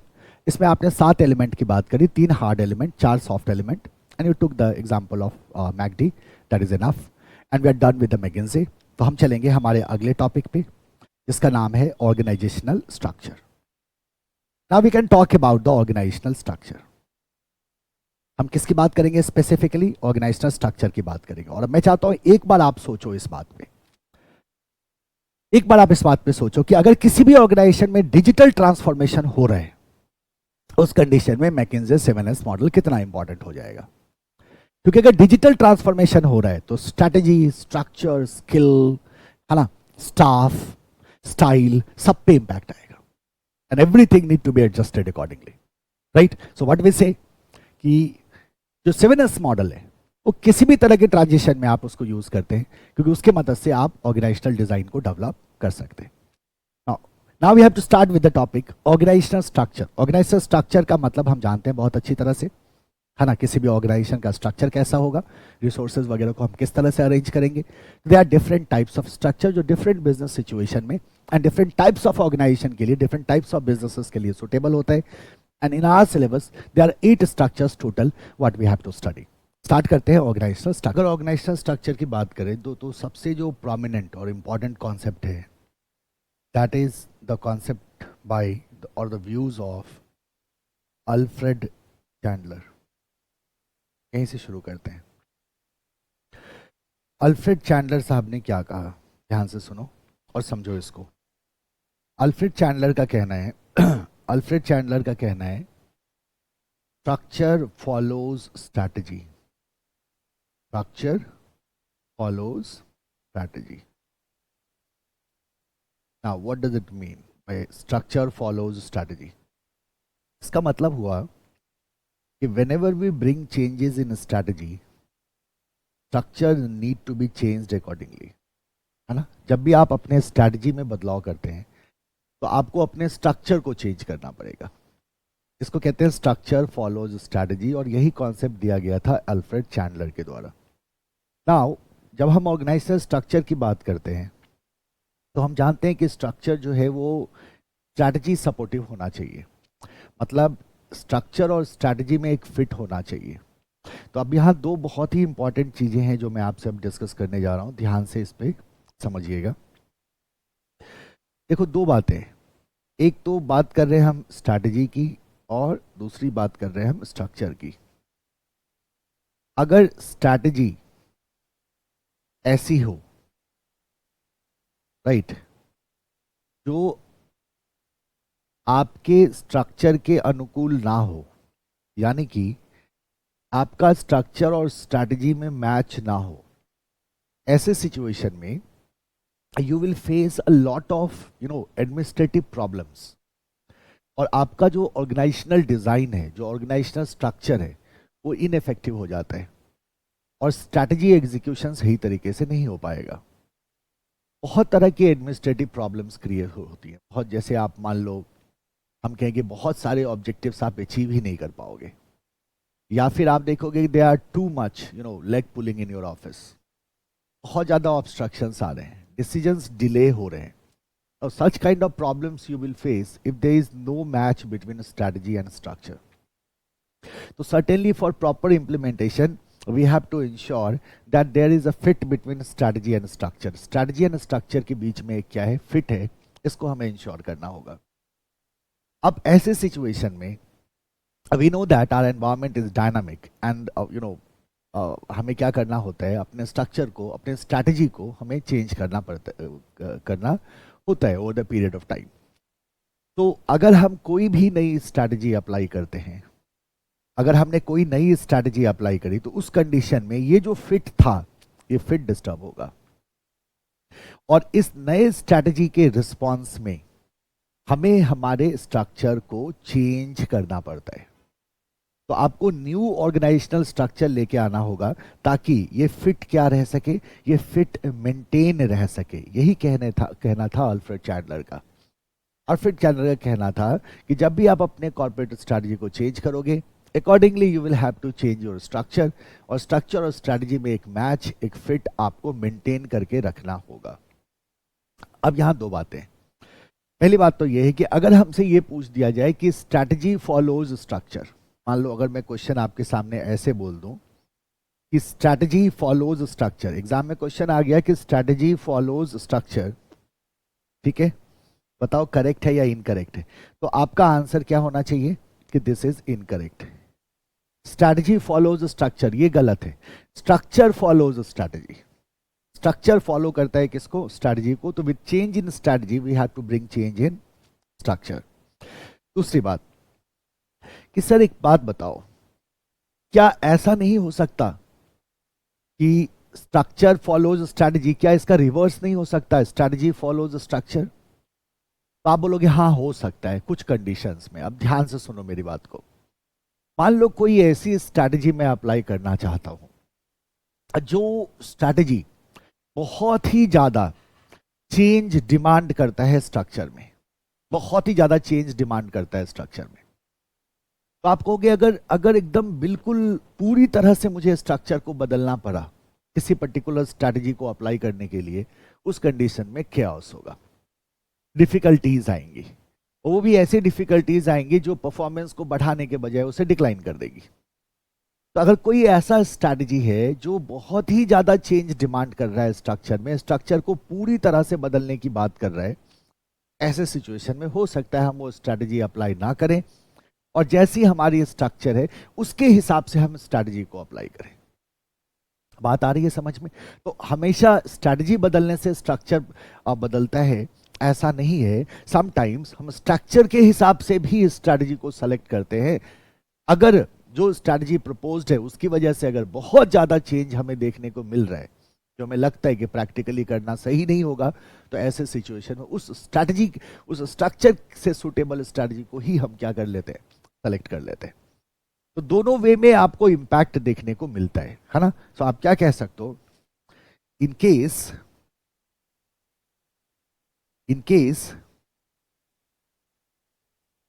some strategy demands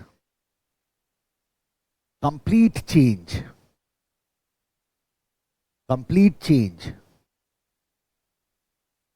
in structure that may cause chaos or huge difficulty,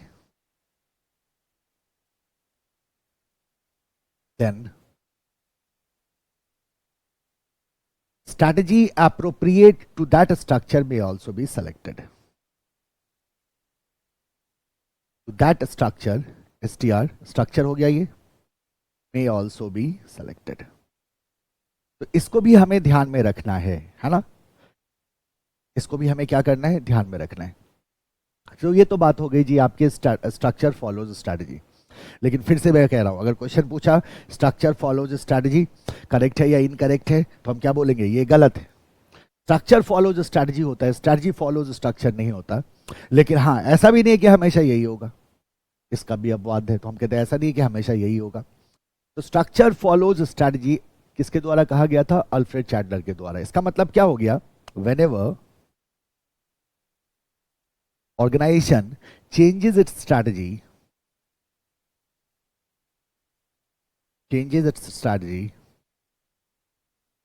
or corporate strategy, let's say, then there comes requirement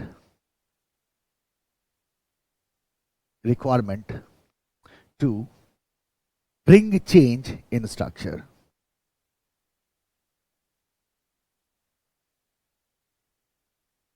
ठीक है, बहुत अच्छी बात है. हमने कहा सर ये तो सिंपल सी थियरी है, that is structure follows strategy. जब भी स्ट्रैटेजी में चेंज करेंगे, स्ट्रक्चर में चेंज करना होगा एज पर द अल्फ्रेड चैंडलर.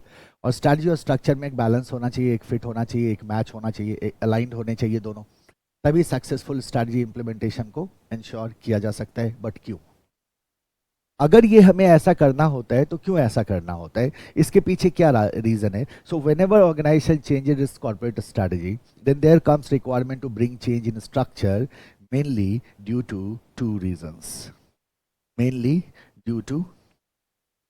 रीजंस. अब दो रीजंस की हम यहां बात कर लेते हैं, है ना. बड़ा ये स्पेसिफिक सवाल बनता है, ये दो रीजन हमसे पूछा जा सकता है. दो रीजंस हैं इसके प्राइमरीली, जिसकी वजह से जब आप अपने स्ट्रैटेजी को चेंज करोगे तो आपको अपने स्ट्रक्चर को चेंज करना होगा. लुक, अब वो दो रीजंस क्या है, अब इसको भी समझने के लिए हम क्या करते हैं, एक छोटा सा नोट सेक्शन लगा लेते हैं, यहीं लगा लेते हैं, और फिर हम दो रीजंस को नोट कर लेंगे.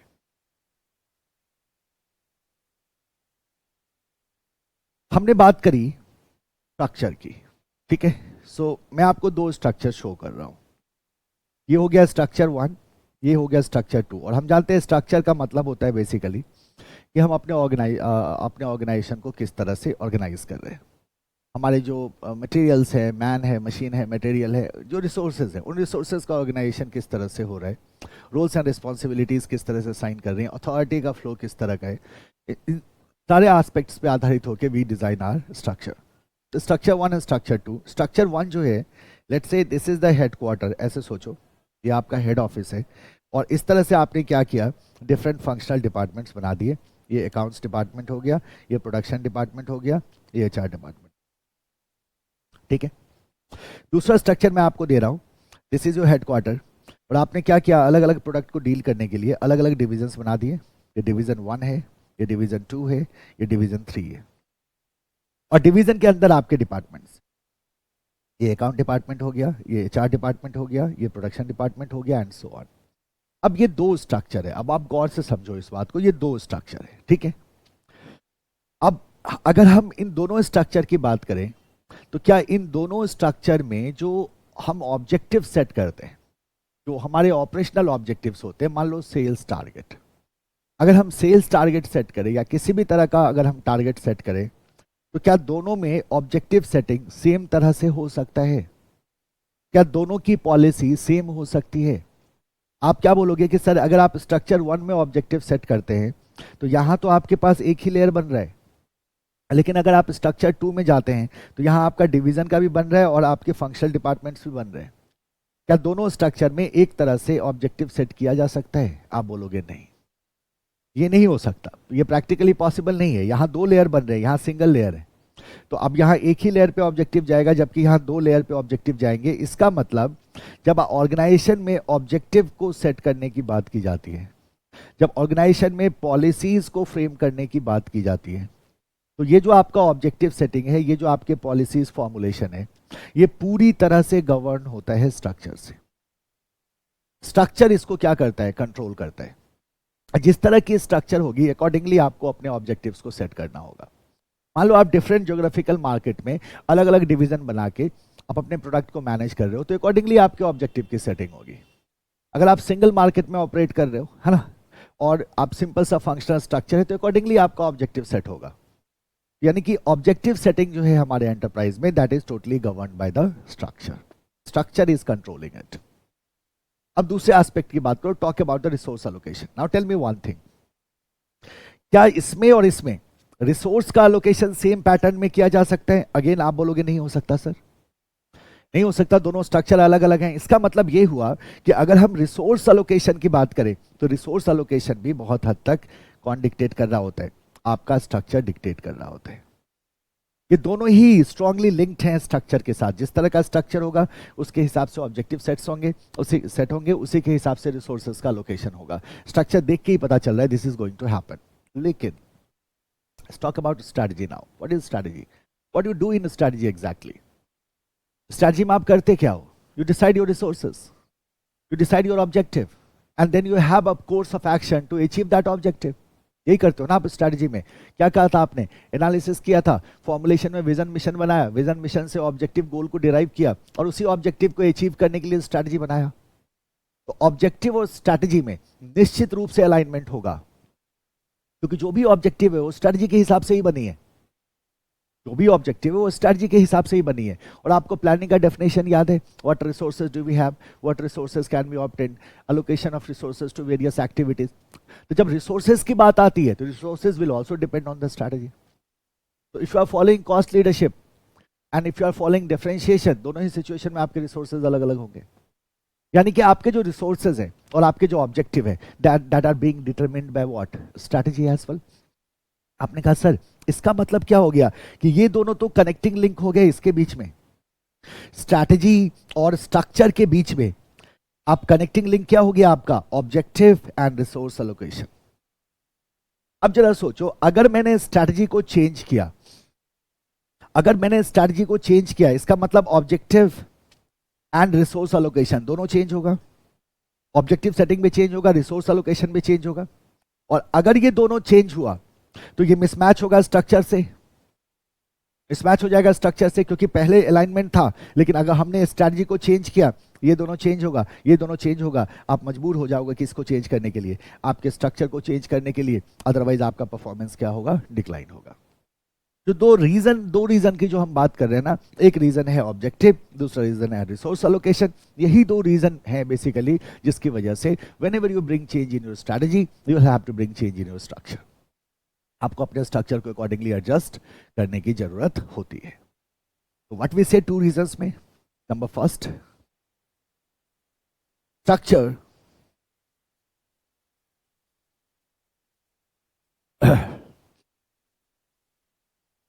determines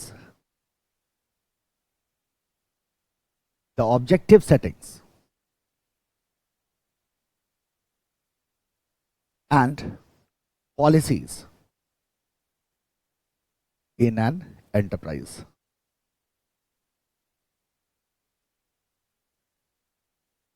Structure largely dictates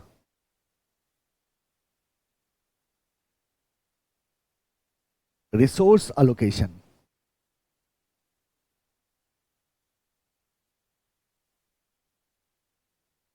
for achievement of objective in an enterprise.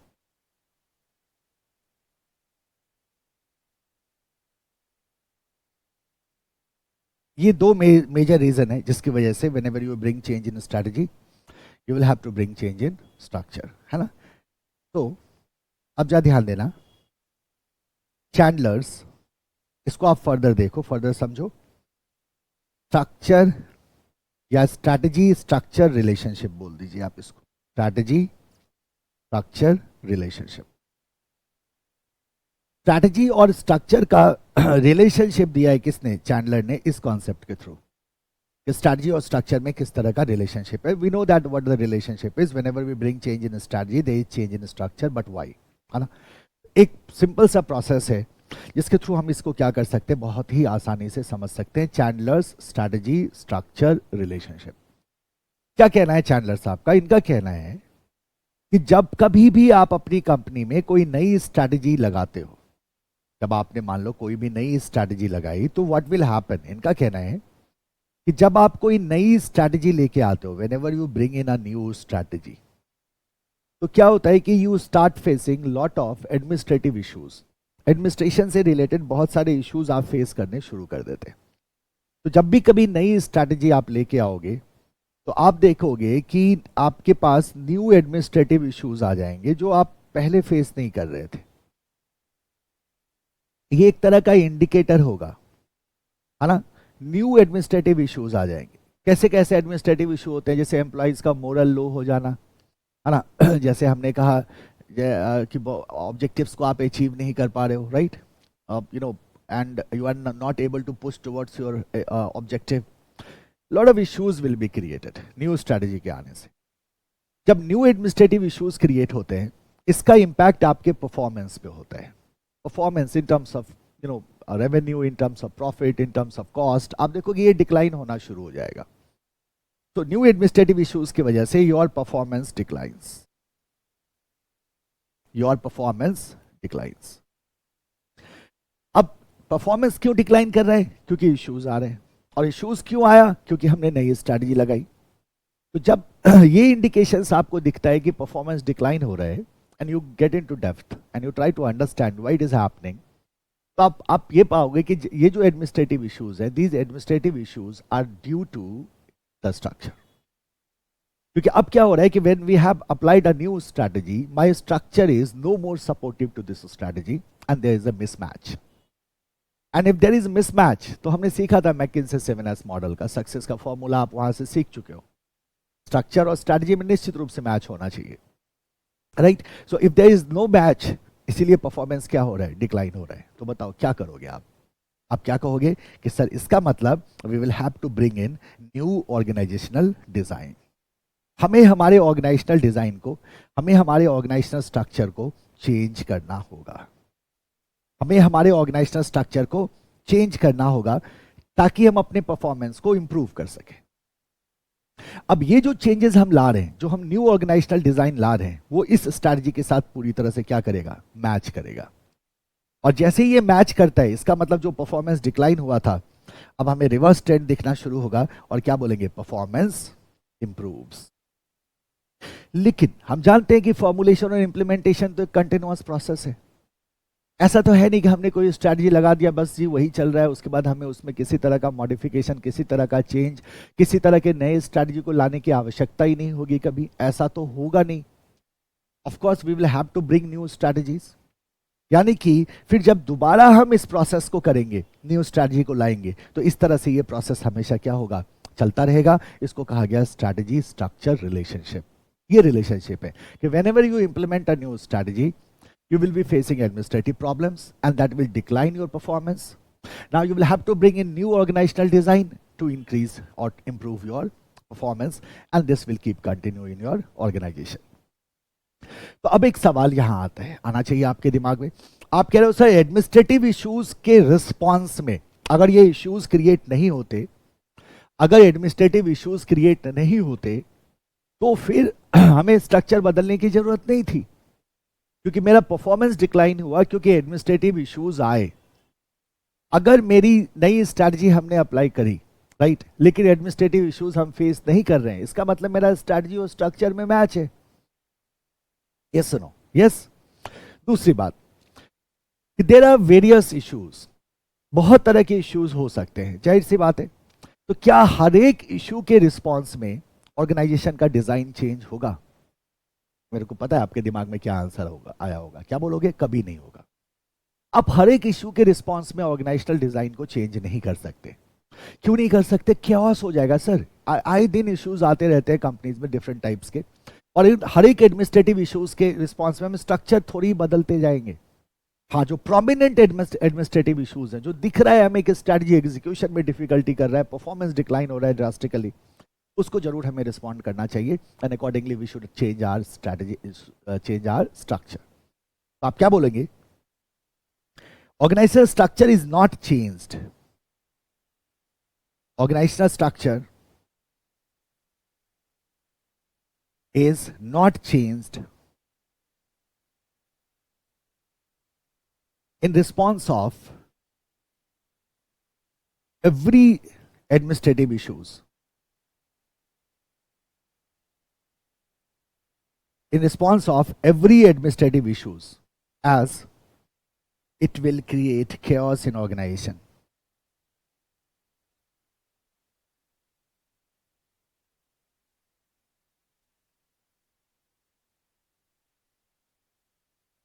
ठीक है?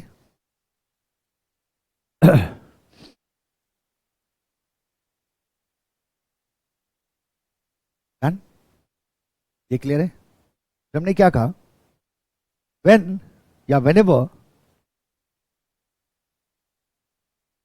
there is mismatch between a strategy and structure,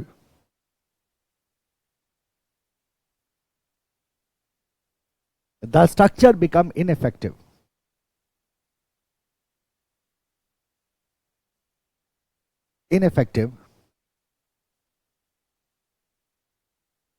And ultimately harms the implementation.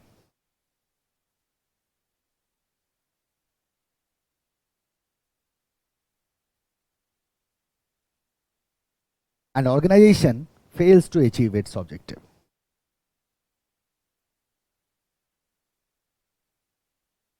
Achieve its objective. ठीक है? सिंपल सी बात है। सो this is your strategy structure relationship. ध्यान में रहेगा, जब नई स्ट्रैटेजी लगाएंगे एडमिनिस्ट्रेटिव इश्यूज आएंगे, परफॉर्मेंस डिक्लाइन होगा, नया स्ट्रक्चर लाएंगे, परफॉर्मेंस इंप्रूव होगा। मान लो इस पे थ्योरेटिकल क्वेश्चन आ जाता है आपको, स्ट्रैटेजी स्ट्रक्चर रिलेशनशिप बताओ क्या होता है, तो आपने ये डायग्राम बनाया और सारे स्टेप को थ्योरी में लिख दिया कि जब न्यू स्ट्रैटेजी लाएंगे एडमिनिस्ट्रेटिव इश्यूज होंगे, परफॉर्मेंस डिक्लाइन होगा, न्यू स्ट्रक्चर लाना होगा, परफॉर्मेंस इंप्रूव होगा, दैट्स इट। इसमें कुछ बहुत ज़्यादा आपको पढ़ने की जरूरत नहीं है। नाउ हमने कहा कि ऑर्गेनाइजेशन इनइफेक्टिव हो जाता है जब स्ट्रक्चर सही नहीं होता है, तो कैसे समझेंगे आप? क्या सिम्टम्स है, क्या इंडिकेटर्स है? किसी कंपनी को देख के आप कैसे कह सकते हो कि इसका स्ट्रक्चर इनइफेक्टिव है? कैसे हमें पता चलेगा कि हमें स्ट्रक्चर को बदलने की जरूरत है? कुछ तो इंडिकेटर होगा, कुछ तो सिम्टम होगा कि हम कह सकते हैं हाँ ये कंपनी का स्ट्रक्चर जो है वो अब टोटली इनइफेक्टिव है। तो इसको देखते हैं, हटाओ इसे।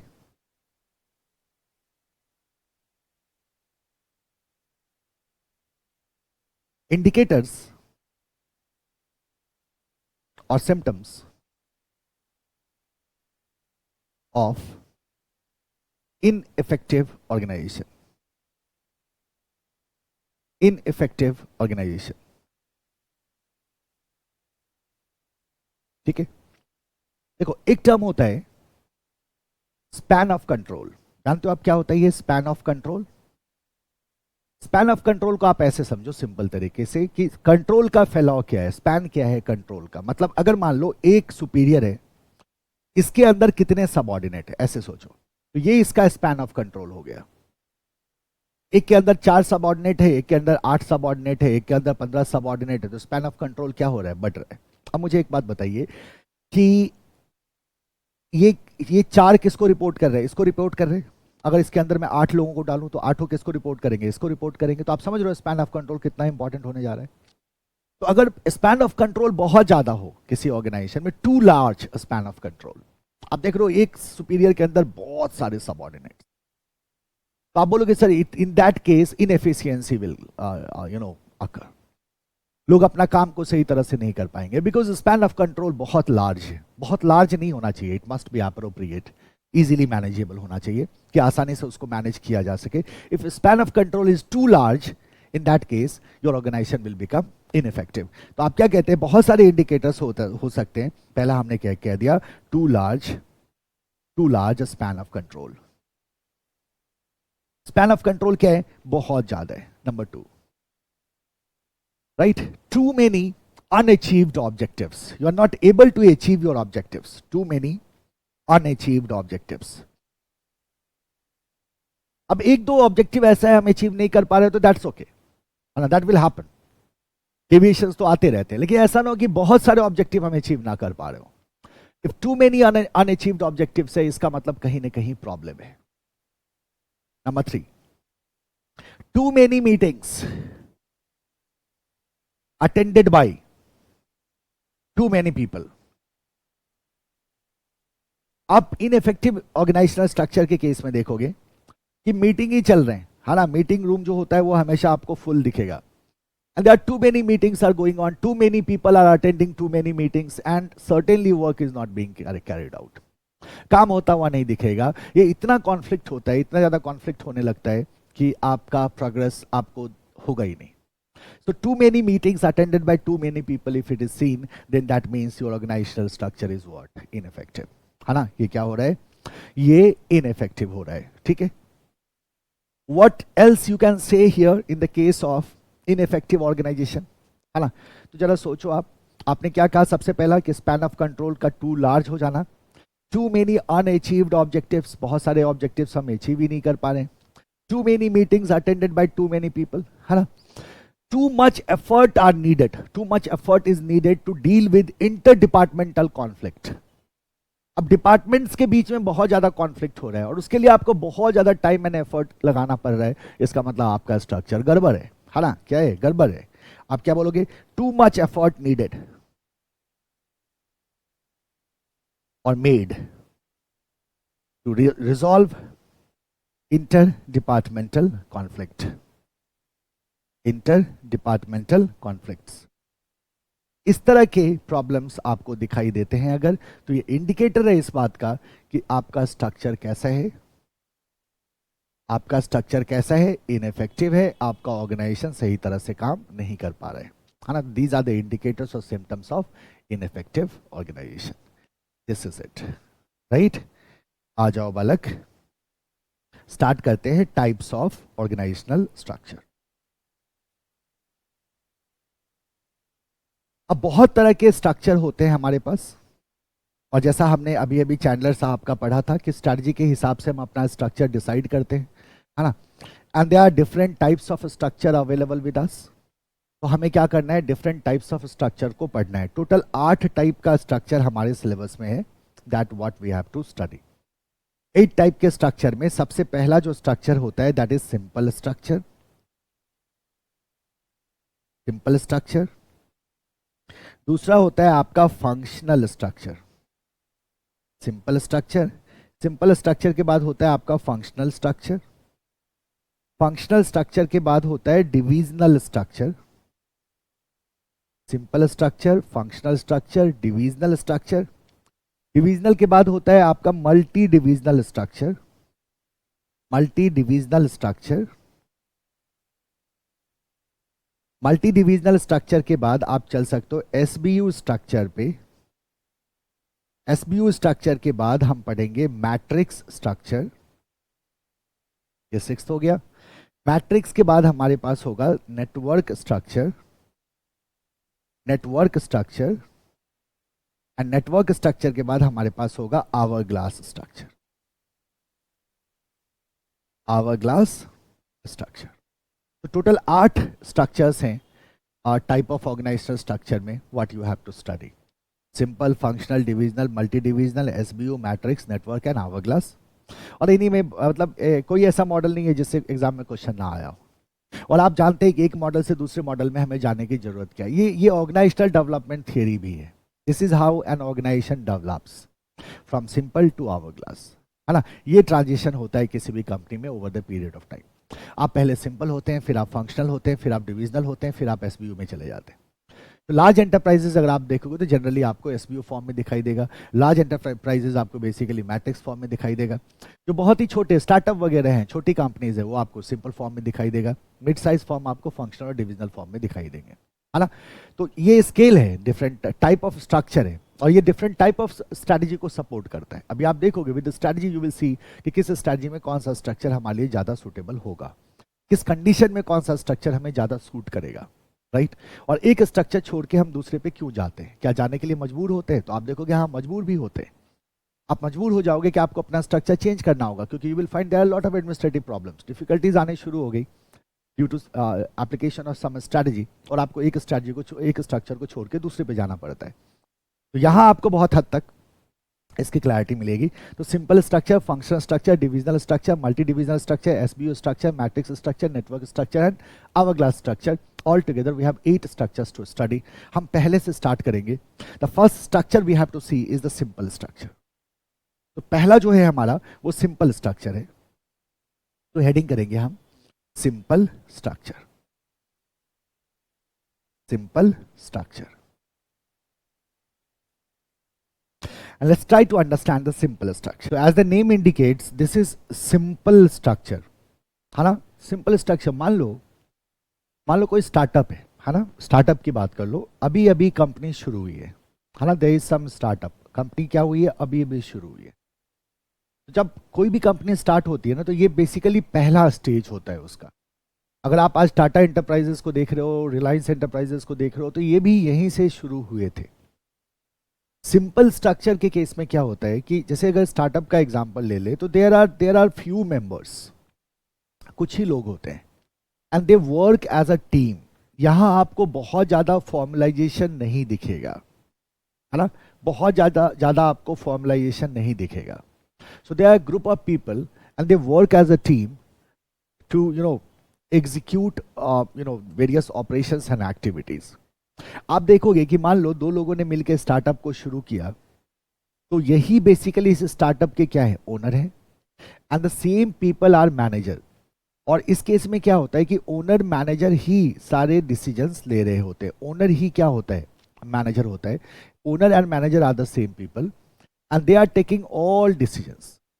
बाकी के जो स्टाफ हैं, इनका काम होता है इस डिसीजंस को, जो ये ओनर मैनेजर डिसीजंस ले रहे हैं, इन डिसीजंस को क्या करना, एग्जीक्यूट करना, एंड डिसीजंस को एग्जीक्यूट करना। So that is the simple structure. Simple structure की अगर आप बात करो, तो सिंपल स्ट्रक्चर में बहुत ज़्यादा फॉर्मुलाइजेशन नहीं होता, बहुत ज़्यादा रूल नहीं होता, डायरेक्ट एंड फ्रिक्वेंट कम्युनिकेशन होता है, बहुत high level of collaboration and cooperation देखने को मिलेगा। और साथ ही साथ आप देखोगे ये बहुत ही फ्लेक्सिबल है और इनोवेशन को प्रमोट करता है। एनवायरमेंटल चेंजेस को जब रिस्पॉन्ड करने की बात आएगी, तो सिंपल स्ट्रक्चर में आप बहुत तेजी से एनवायरमेंटल चेंजेस को रिस्पॉन्ड कर सकते हैं। जितनी ज़्यादा हायरार्की बढ़ती है, उतना ज़्यादा रिजिडनेस बढ़ता है, और आप देखोगे आपको एनवायरमेंटल चेंजेस को रिस्पॉन्स करने में you will have to make lot of effort, but in the case of simple structure that can be done very very easily. तो सिंपल स्ट्रक्चर की अगर बात करें, तो अगर मान लो किसी भी कोई कंपनी है जिसके पास मल्टीपल प्रोडक्ट है, वो मल्टीपल बिजनेस में ऑपरेट कर रही है, तब क्या ये सूटेबल हो सकता है? हो ही नहीं सकता। तो एक बात तो पक्का है कि जो सिंगल बिजनेस स्ट्रैटेजी है, सिंगल बिजनेस फॉर्म्स हैं, उनके लिए ही सिंपल स्ट्रक्चर क्या हो सकता है, सूटेबल हो सकता है, राइट। जो स्मॉल स्केल पे ऑपरेट कर रहे हैं, उनके लिए सिंपल स्ट्रक्चर सूटेबल हो सकता है। तो व्हाट वी से हियर कि मान लो कि जो मेरे पास टॉप मैनेजमेंट है, अब टॉप मैनेजमेंट इस केस में मेरा क्या हुआ, तो आप हमने कहा सर ये बेसिकली हम यहां शो कर रहे हैं किसको, ओनर मैनेजर को, राइट। हमारे क्या हो गए, ये ओनर मैनेजर हो गए। And then after we will have few people जो अलग अलग काम को कर रहे होंगे। जैसे अकाउंट के लिए हमारे पास कुछ लोग हैं, एचआर के लिए हमारे पास कुछ लोग हैं, है ना। एचआर का कोई एम्प्लॉय है, अकाउंट का कोई एम्प्लॉय है, लाइकवाइज प्रोडक्शन के लिए हमारे पास कोई एम्प्लॉय है, लाइकवाइज इंजीनियरिंग के लिए हमारे पास कोई एम्प्लॉय है। लेकिन यहाँ जो है, यहाँ बहुत ज़्यादा रूल नहीं होगा, यहाँ बहुत ज़्यादा आपको हियरार्किकल ऑर्डर्स दिखाई नहीं देंगे, और ये सब क्या करते हैं, ऑपरेट्स एज अ टीम, एक टीम की तरह ऑपरेट करते हैं, ऑपरेट्स एज अ टीम। यहां ज्यादा फॉर्मलाइजेशन नहीं होता है, तो क्या बोलेंगे, लिटिल फॉर्मलाइजेशन। लिटिल फॉर्मलाइजेशन आपको दिखाई देगा, बहुत ही कम फॉर्मलाइजेशन दिखाई देगा, लिटिल रूल्स, बहुत ही कम आपको रूल्स दिखाई देंगे। ये आपस में क्या कर सकते हैं, फ्रीक्वेंट एंड डायरेक्ट कम्युनिकेशन दिखेगा, फ्रीक्वेंट एंड डायरेक्ट कम्युनिकेशन दिखेगा। जाहिर सी बात है, ये कैसा स्ट्रक्चर है, एक लो कॉस्ट स्ट्रक्चर है, बहुत ही कम कॉस्ट आएगा इस स्ट्रक्चर को स्टैब्लिश करने में, और इसको स्टैब्लिश करना भी क्या होगा, इजी होगा। सारे डिसीजंस कौन ले रहा होता है, ओनर मैनेजर ही सारे डिसीजंस ले रहे होते हैं, और बाकी स्टाफ का काम होता है उन डिसीजंस को क्या करना, एग्जीक्यूट करना।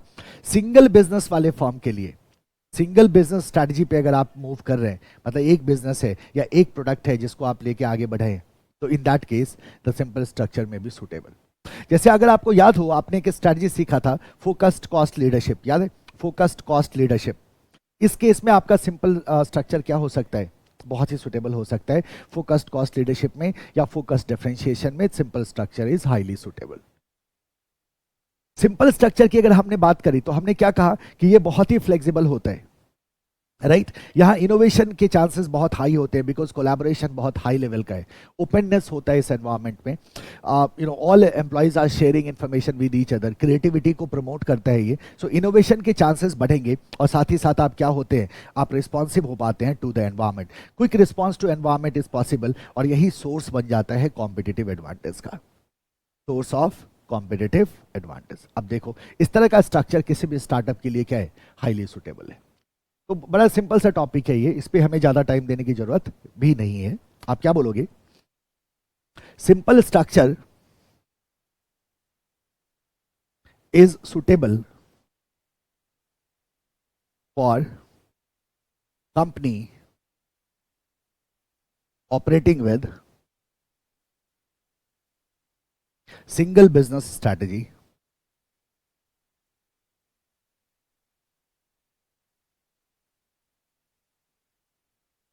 This structure is quite suitable in case of strategies like focused cost leadership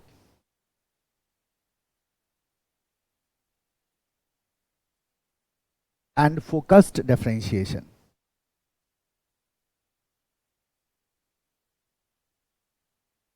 Focused cost leadership and focused differentiation. In this, there is little formalization,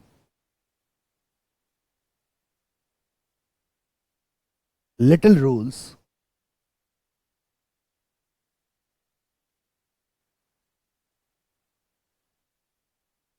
quick and frequent communication,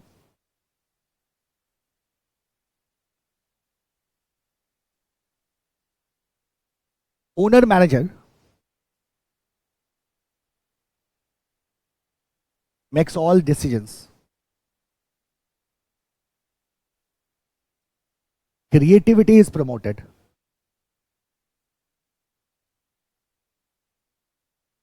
creativity is promoted, है ना? तो simple structure क्या है? ऐसी company के लिए suitable है जो सिंगल बिजनेस सिंगल प्रोडक्ट में ऑपरेट कर रही हो। फोकस्ड कॉस्ट लीडरशिप या फोकस्ड डिफरेंशिएशन जैसे स्ट्रैटेजी के लिए ये स्ट्रक्चर बहुत ही सुटेबल हो सकता है। इसमें बहुत ज़्यादा रूल नहीं होता, बहुत ज़्यादा फॉर्मलाइजेशन नहीं होता, बड़ा ही क्विक और डायरेक्ट आपको कम्युनिकेशन होता है स्टाफ के बीच में। ओनर मैनेजर ही सारे डिसीजंस लेते हैं, क्रिएटिविटी को प्रमोट करता है ये स्ट्रक्चर। अब हम एक पॉइंट को यहाँ मेंशन कर सकते हैं इस तरह से, हम क्या कह सकते हैं? Owner manager takes all decisions, owner managers takes all decisions which are executed by rest of the staff, executed by rest of the staff. It is low cost and simple to set up structure, low cost and simple to set up structure, correct? फिर हमने क्या कहा था?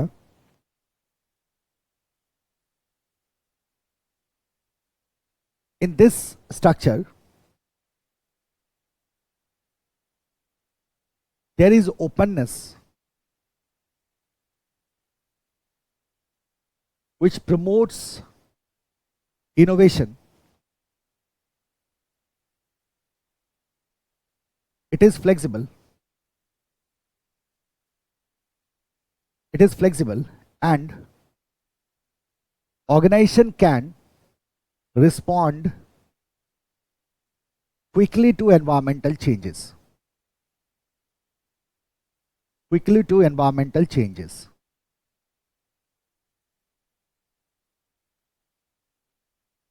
This gives competitive advantage over bigger competitors.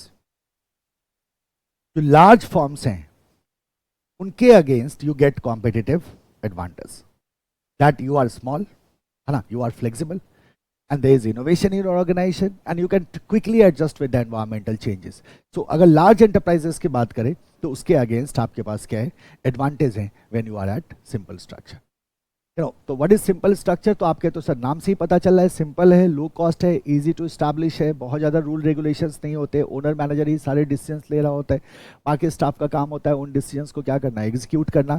Creativity बहुत ही होता है high, इसमें innovation promote होता है, साथ ही साथ हमें दिखता है कि ये बहुत ही फ्लेक्सिबल है, एनवायरमेंट को क्विकली रिस्पॉन्ड कर सकते हैं, तो we will be able to create competitive advantage as well, right. तो this is what the simple structure is all about. अब सवाल आता है कि सिंपल स्ट्रक्चर छोड़ने की नौबत क्यों आती है, तो we will do that in next class. देखो अब हम यहाँ रोकते हैं इस क्लास को. इन नेक्स्ट क्लास मैं आपको रिकैप दूंगा सिंपल का फिर से, और फिर हम देखेंगे कि why we have to leave from simple and get into the functional structure.